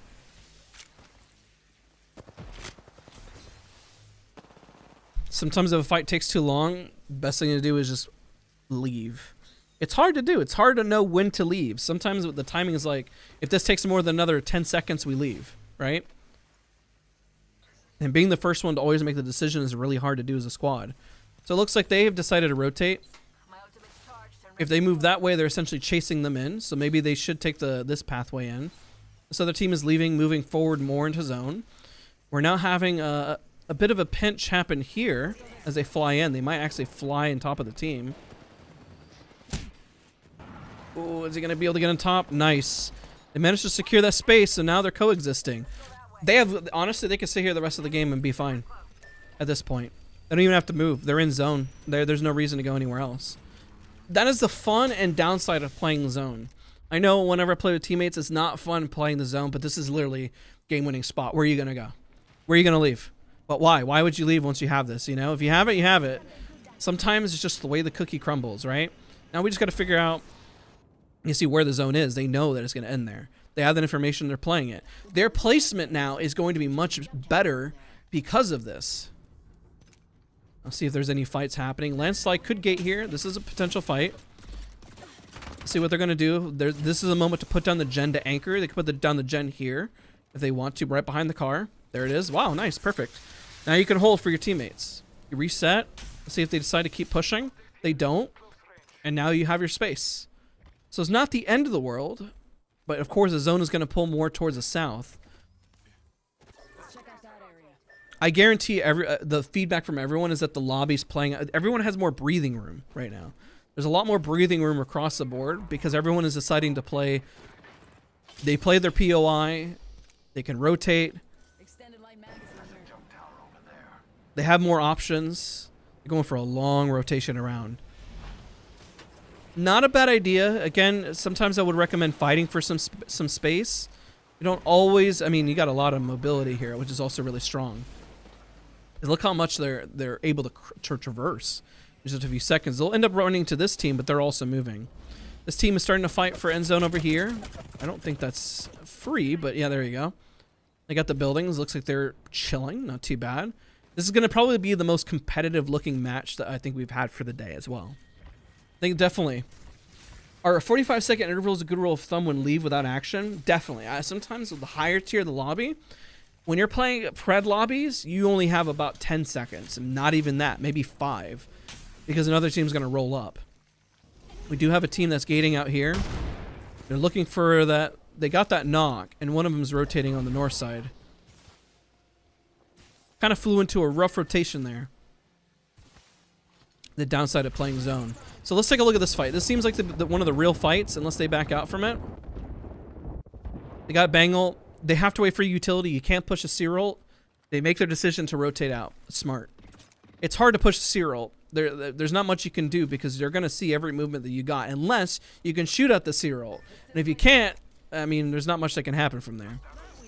But at least the plus side is once they use their C-roll, that they don't have that utility anymore. So now this other team knows that the C-roll is gone. They can essentially gate them and put a lot of pressure. And there they go. They got one completely off guard. If you happen to, keep in mind, if you have a team that you have gated this hard and you lose the fight, it's mostly mechanical at that point. Not a bad thing. Like this is an example. Move forward, move forward. You have this, you have this. No, don't give them the space. Don't give them the respect. I know you need a bat. Your teammates got to move up. This is such a good fight. You have them out in the open. Shoot them. You win these. You win these. I believe in you. I believe in you. You win these. You win these. You win these. Oh, man. There was just too much respect given to the team inside. They're able to rotate for free now. If you have them out in the open, you isolate them, notice where your teammates are pinging out in the open, and you got to shove that one spot and focus fire. I guarantee if they got one knock there, I'm surprised this team was strictly speaking, mechanical and focus fire. They were out in the open. If they're out in the open, you should win that fight. And if you don't win that fight, it's okay. Hit the range, focus up a little bit more, focus where your teammates are pinging and looking at. Otherwise, that should have been your fight. As people ask, when do I aim train? It's those scenarios. They got the jump. Good flank here. Good pressure. Needs to watch out. The other team needs to go forward. Now, only person that's healthy is Kami, so needs to move forward and pretty much secure this.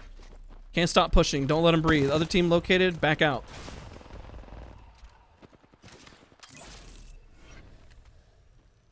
I think they just missed him.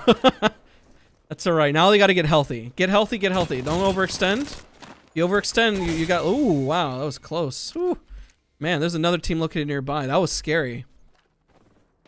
Because honestly, there's the other team located nearby, and it's a little risky. Heal as fast as possible. That was another tip.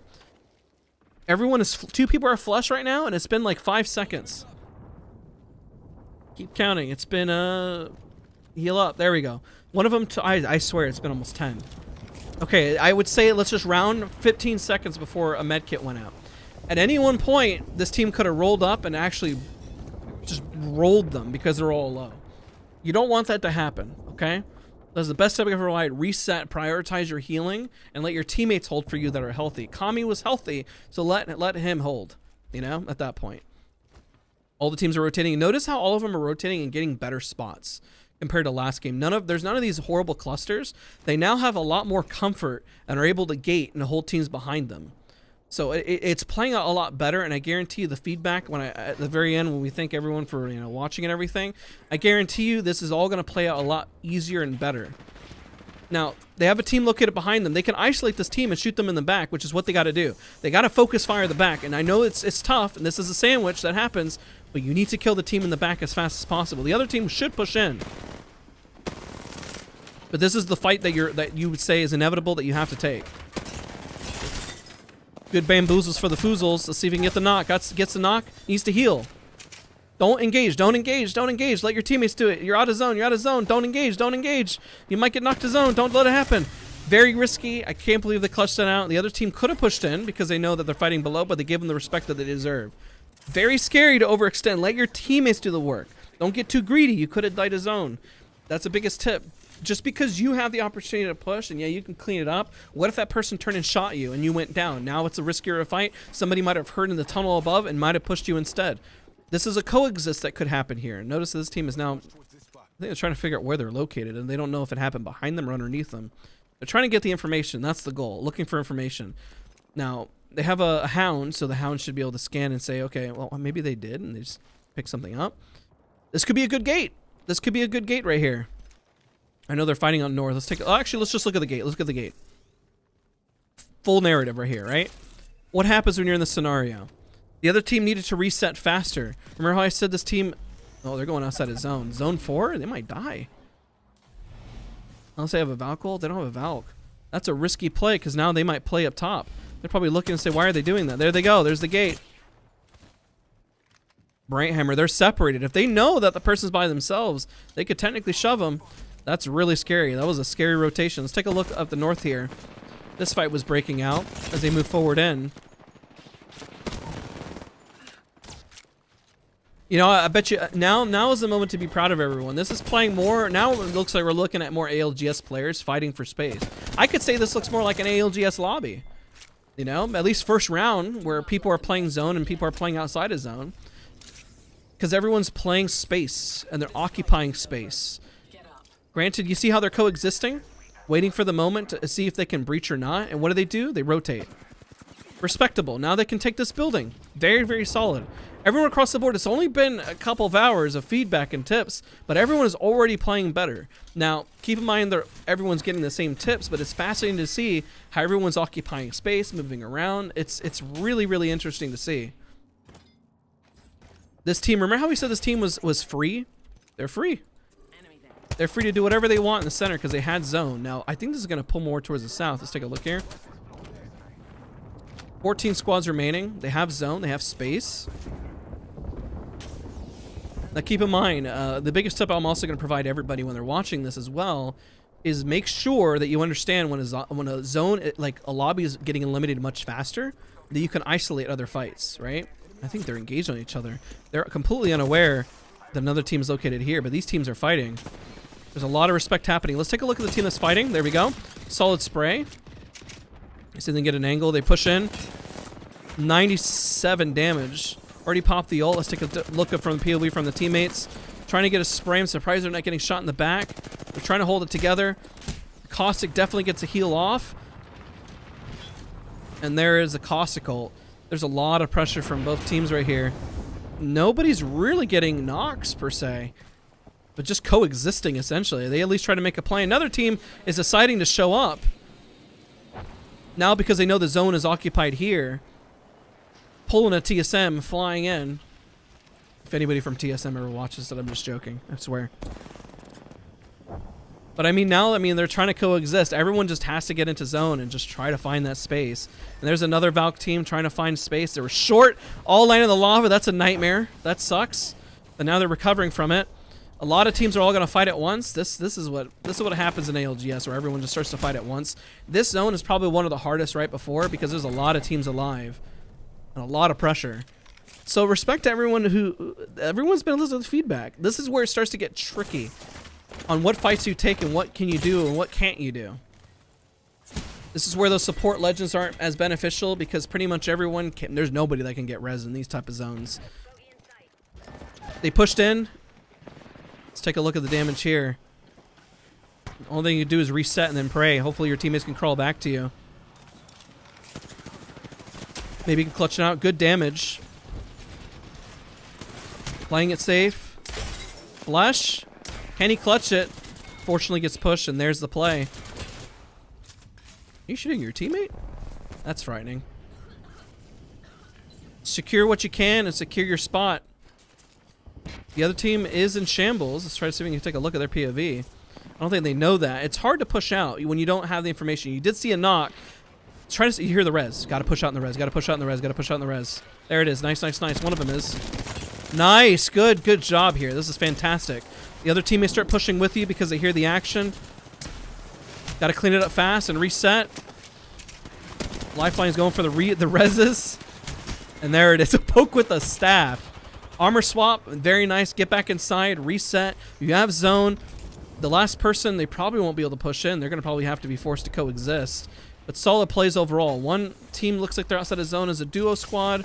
Teams are fighting outside of zone. It's mass chaos, as always happens in lobbies. We got 3 teams located in here. Let's take a look at the Catalyst's point of view if they can clutch it out. They hear the teams outside. They're going for the res. Let's see if they get pushed. They did cat wall up, so that's pretty solid. It does slow them down a little bit. Now they're a duo squad. Gets shot in the back, decides to peek. Oh, it was close. Close. Duo squad in there now. Nobody's in zone right now, which is understandable because everyone's pretty much occupying spaces. Not a lot of space here. It's very open. GRZ with 9 eliminations. Trust me, those eliminations came in this building because there was like 4 teams on the top of this. Take a look. They try to push this duo squad. Solid res on Brighthammer's part. Oh my gosh, it's so close. It's coming down to the wire. If they can wait long enough for the bat to happen, now it's a 1v1, I believe. He's almost got it. Oh, so close. So close. I know you pushed because it's a duo squad, but man, that's rough. That's hard. I don't know how they got the res off. How did this res happen? Oh my word. That person's not coming back. No way. No way they get away. There's no way. Is this person looting or crashed? You can't be looting while your team is. There's a res. Focus fire, ladies and gentlemen. Help out your teammates. Don't get greedy on loot, especially when you got end zone. You're in the center right now. Now it's always horrible to be in the center. Why at this? Because everyone's gonna close in. You got to find a spot and you got to clear out your backs. There you go. This is much better. This team actually has a really strong chance to really coming out ahead. I know the other team's landing on top of each other again over here. Zone is going to close. There's not a lot of space. JRZ's down below here. This is our current kill leader. Let's see what our kill leader can do. Really fooling him. Well, Mirage, man. Mirage with the big brain. Really confusing him. They don't know who to shoot. Is he going to go for it? He's waiting for his teammates to come out. There it is. Shoot, shoot, shoot. Oh my god. Free shots. Free off angle here. They discover which one's the real one. That was a great off angle. Their teammates got to secure it though. Oh man. He had such a great off angle. If you maybe landed a few extra shots, oh man, that's crazy. That's insane. That's crazy. And now we have our top 3. Everyone has definitely improved in the 3 hours. And I guarantee you the hard part is you're going to find other randoms who don't listen, and you're going to have to just lead them. Now everyone in this lobby knows a little better about how the flow is supposed to go. This looks more like a pro lobby. You know, this is more or less what I see in like ALGS, you know? All it takes is just a little bit of coaching. Keep in mind, there's still much to apply. There's still much to learn mechanically. I mean, other teams may have just actually mopped up, and pro lobbies have no respect for players that can't hit their shots or whatever, but you get my point. This team in the center is going to have the hardest time because both of them realistically, the teams on the outskirts should pick on the team in the center as long as they don't get overzealous. They have a hard spot. This team, this is hard. I mean, it's not bad, but they're gonna have to move. This team is kind of inching in behind. Let's see what they're able to pull together. Oh, the massive damage there from the R99. Not showing any respect here. As long as they don't get knocked, the other two have to hold for him. They play it patient. Don't get greedy. Keep shooting. Keep griefing both ends. Get knocks on both ends. Don't just pick on one team. There's a res. Focus fire it. They got this. This is their game. They win this. On your left, on your left. There's one more. And GG's. Woo, man. Much improved. Everyone made much improved. Definitely a lot better. Definitely a lot better from what we're seeing. Everyone deserves a pat in the back for that one. Now, let's go back. Let's break it down, right? Let's break it down. Everyone come back to the debrief channel. I stopped my recording. But definitely overall a massive improvement. Massive improvement. Everyone should deserve a pat in the back, and I guarantee as everyone hops up, I want everyone's thoughts here. Waiting for everyone to come out. I'm just gonna start dragging. Sorry if you're mid-conversation. I just want all of you guys here because I care about all of you. Oh shoot. Troy, I'm actually drag you in the wrong spot. No, wait, you came in. Okay, perfect. Now, I want everyone to type in chat. Did the lobby feel much better overall for everyone?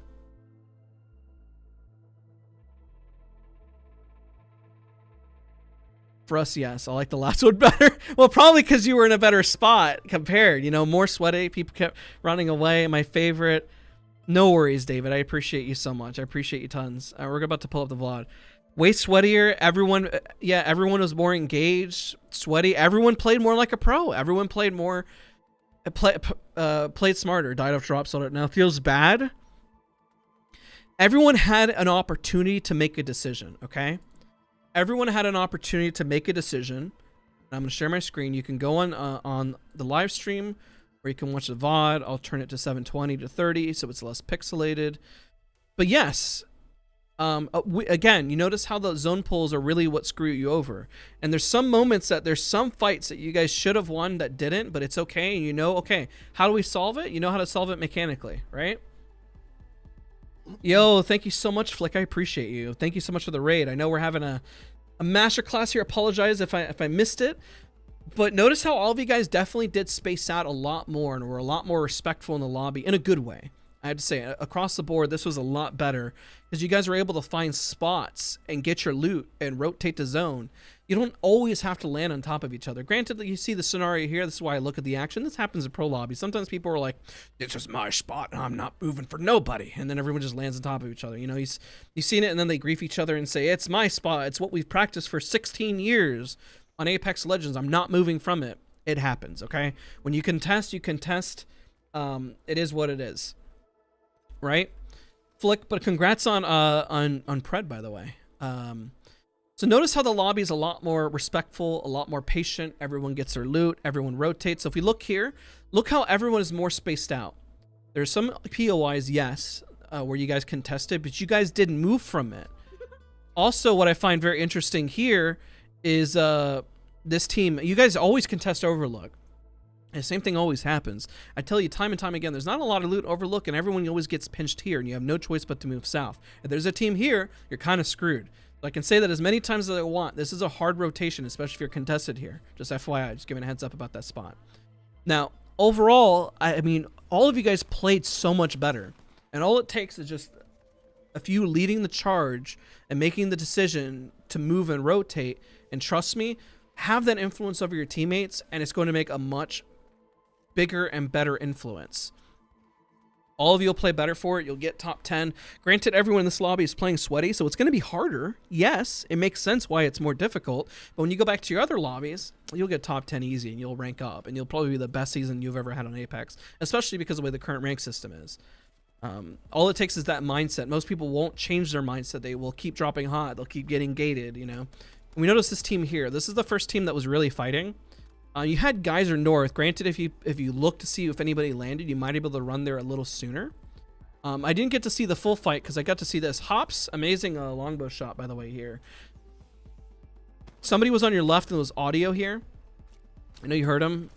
This shot, so everyone sees. That's crazy. That's unfortunate. I know you tried to get out, and then it was up to your teammate to kind of clutch out.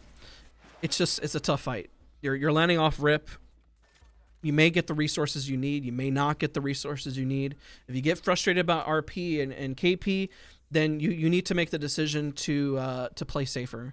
If you're fine with going off drop and then getting used to these intense situations, either play pubs or be okay with losing RP. So we got to see towards the end of this fight that kind of happened, and JRZ really popped off later because everyone was in the building. So JRZ, probably some of the smarter plays that I've seen from Mirage, by the way. So kudos to you. I saw the play that you made towards the end, and I'll point it out. The only thing I would point out is hopefully you land more shots to put more pressure, and that you can communicate to your teammates to make a play. We'll point that out later. I'm just taking a mental note of it now. A little note here. I'm pointing out this person's isolated on the map. If you look to the right, you'll notice that you all could have technically pushed that individual out. If you know you're getting shot from the left, be Sherlock Holmes and say the person on the right is isolated. Toast, as a seer, your responsibility is to isolate them out and either use your Q or pinpoint where that enemy is located. But unfortunately, you back out of the fight, which is fine. At least you all collectively made a decision to move out of the fight, and this is not a bad thing. At least you made a decision to move. If you stayed here and lost, I probably would have been screaming for all of you guys. Because at that point, it's like, guys, what were you guys doing? They isolated, you lost space. That would be unfortunate. But notice how more people are staying alive in the lobby. More people are taking positioning, looking for better spots to hold. A lot of Watsons in the lobby. I also pinpointed this here. If a fight takes too long, rotate and go look for something else. Because you guys are looking for an opportunity, but this team decides just ultimately to leave. You guys were like in this standoff forever.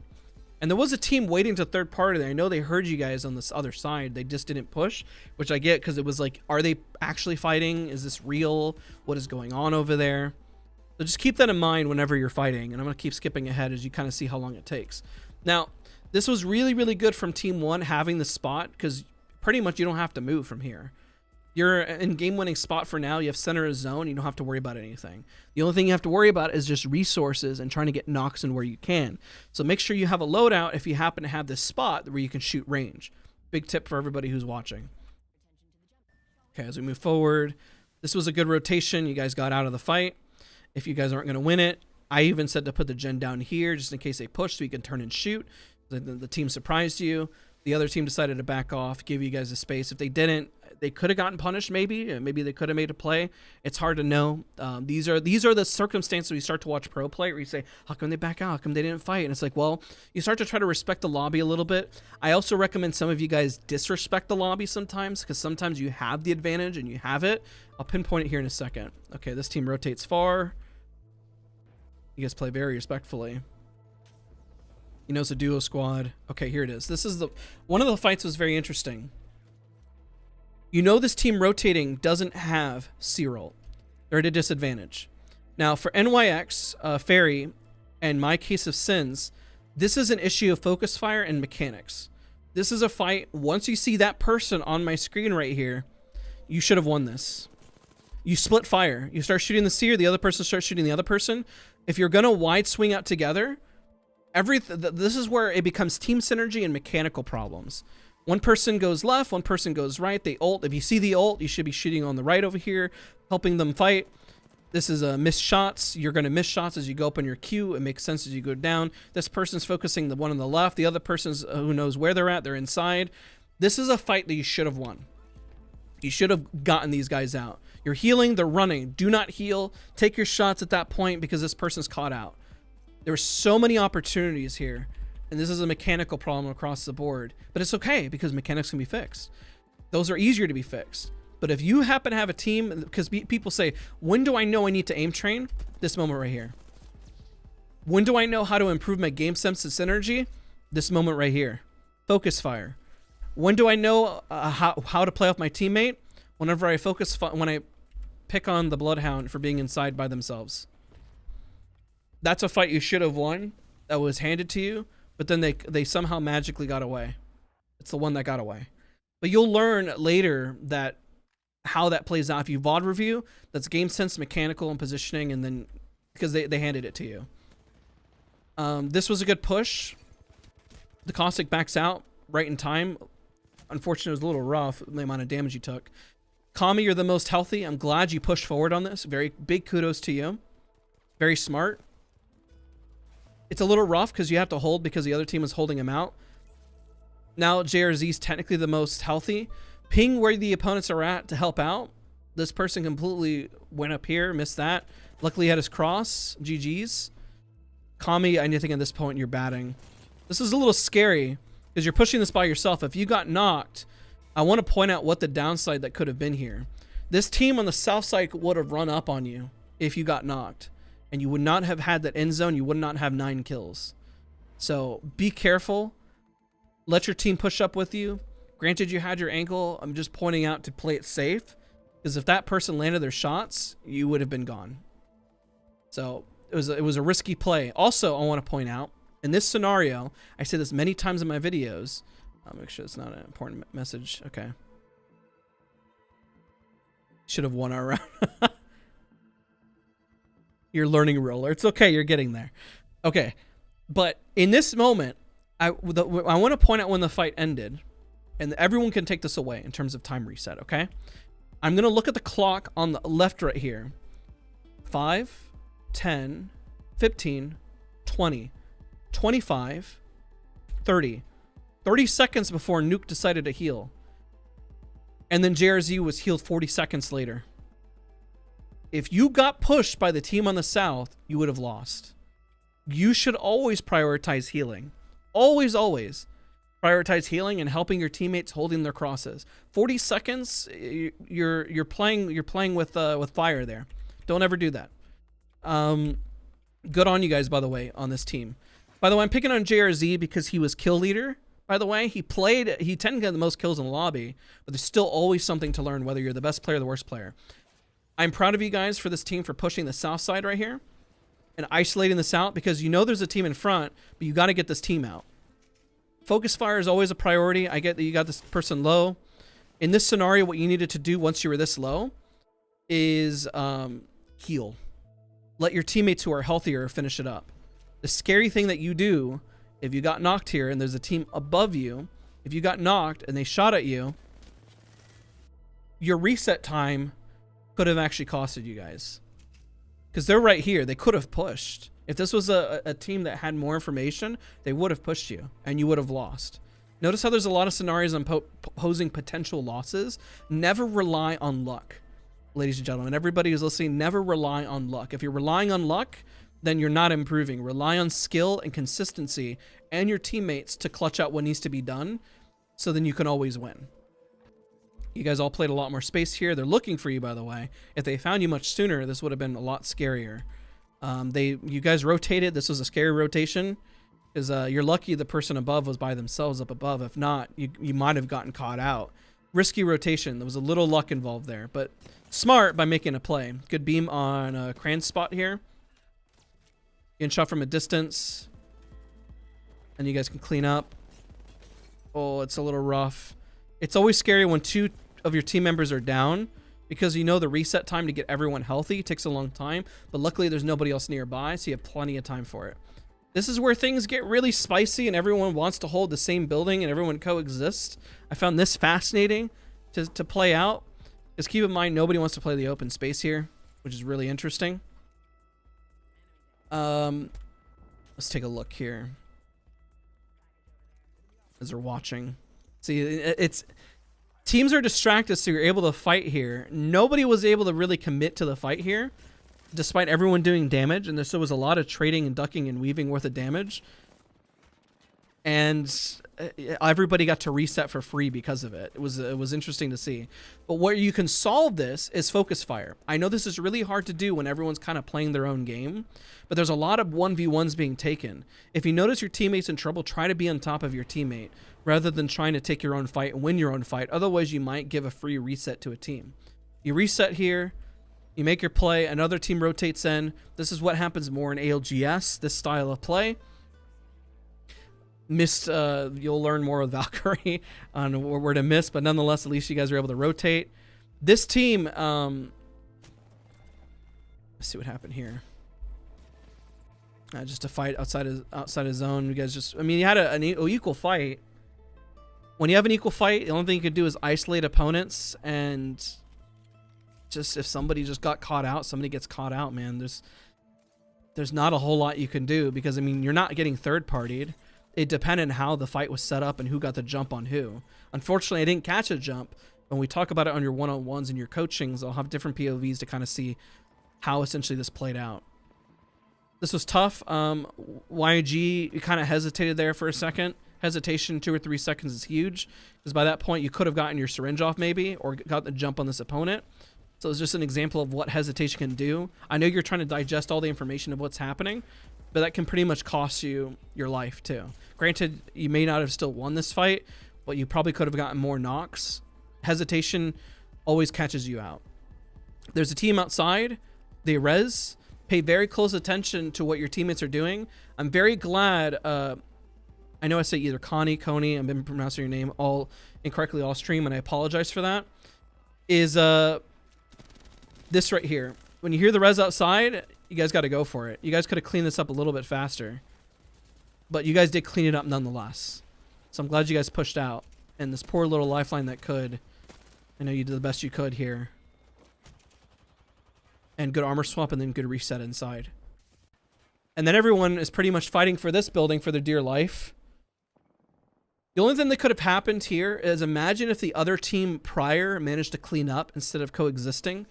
Maybe there would be one less team located here. I get that you have to fly in and rotate.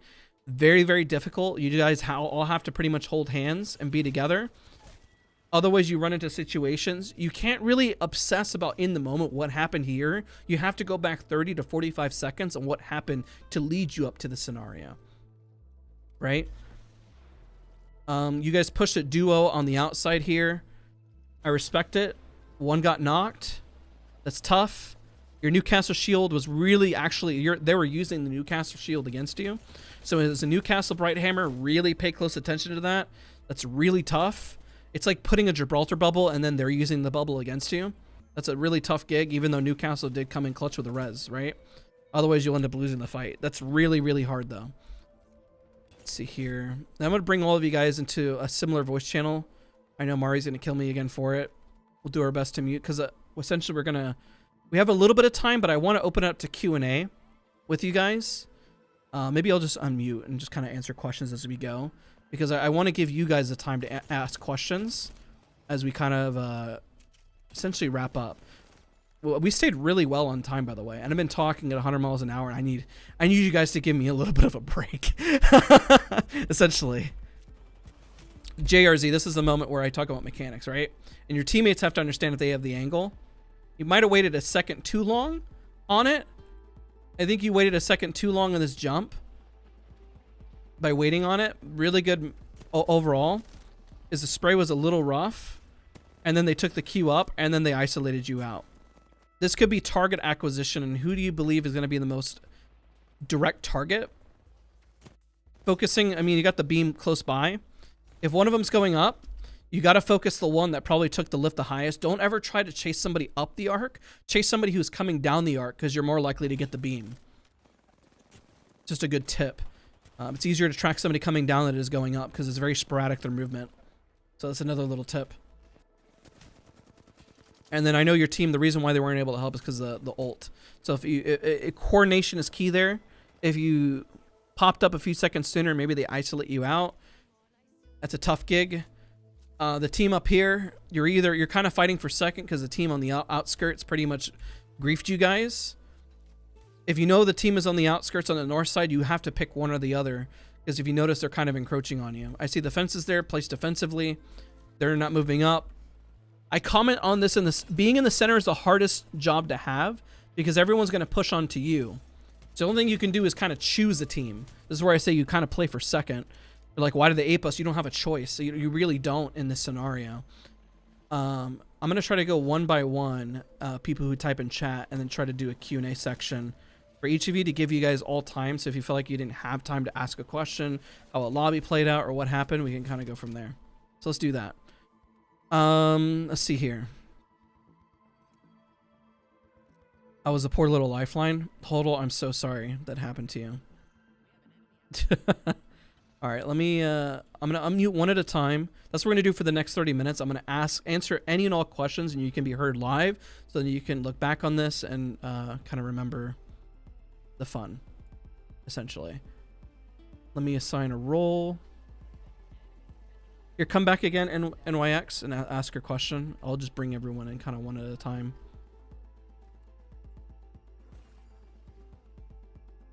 And you guys can ask questions, and I'll give you guys all the time in the world, pretty much. All right, are you back? Yeah, yeah. Are Okay. you able to hear me? Yep. All right, so ask away. So the first thing is it's Nyx. It's driving me nuts. Okay, I'm gonna mispronounce everything because I'm horrible. I can barely speak English. It's Got okay. you I next. still don't forgive you for Cryptussy. There you go. All right, ask away. Yeah. So like I said with my question, like, do you know any strategies for productivity and performance while you're like extremely tired? Because I feel like I performed really poorly, like mechanically and even decision making, but I feel like there's like more to it to like maximizing like focusing whatever I do have, right? Okay, that's a So good question. I don't believe in just rolling over. Okay, so that's a really good question. What I'm gonna say to it is that you need to train your fundamentals, so even when you're tired or having a really bad day, your fundamentals are overall strong. Let's say like you can do stuff in your sleep, right? You know, they always have that saying, oh, I can do this in my sleep. Practice so much where your aim and everything is so confident that you can do it in your sleep, okay? Because if you don't, then that's when you're tired, if you're having a bad day, or if your emotions are getting in the way, where your fundamentals and your foundation, if it isn't strong, then it's going to crumble whenever you are having a bad day or you're tired. Even if I have 2 hours worth of sleep, or if I am having a really bad day at work, I'm still able to play around roughly the same amount of aim, maybe the lower threshold, but you are self-aware of what that is because your foundation is strong. That's my best advice. Okay, thank you. No worries. Next person. Otherwise, I'll start. Hayes. I'm gonna assign you a role. Might have to just go down the list because otherwise, if I'm too slow at this, we're gonna exceed time. If not, I'll end stream and I'll just sit with all of you guys one at a time here, essentially. Maybe that's what we'll do. Maybe that's a better option because then I won't have to leave stream. So that's what I'm gonna do. Okay, I'm gonna unmute everyone and we're gonna have a big discussion for the next 30 minutes because that's what you guys pay for. You guys pay for the one-on-one. And I guess everyone on stream, if you enjoyed what you saw, this is hitting around the 3-hour mark, so that's perfect essentially.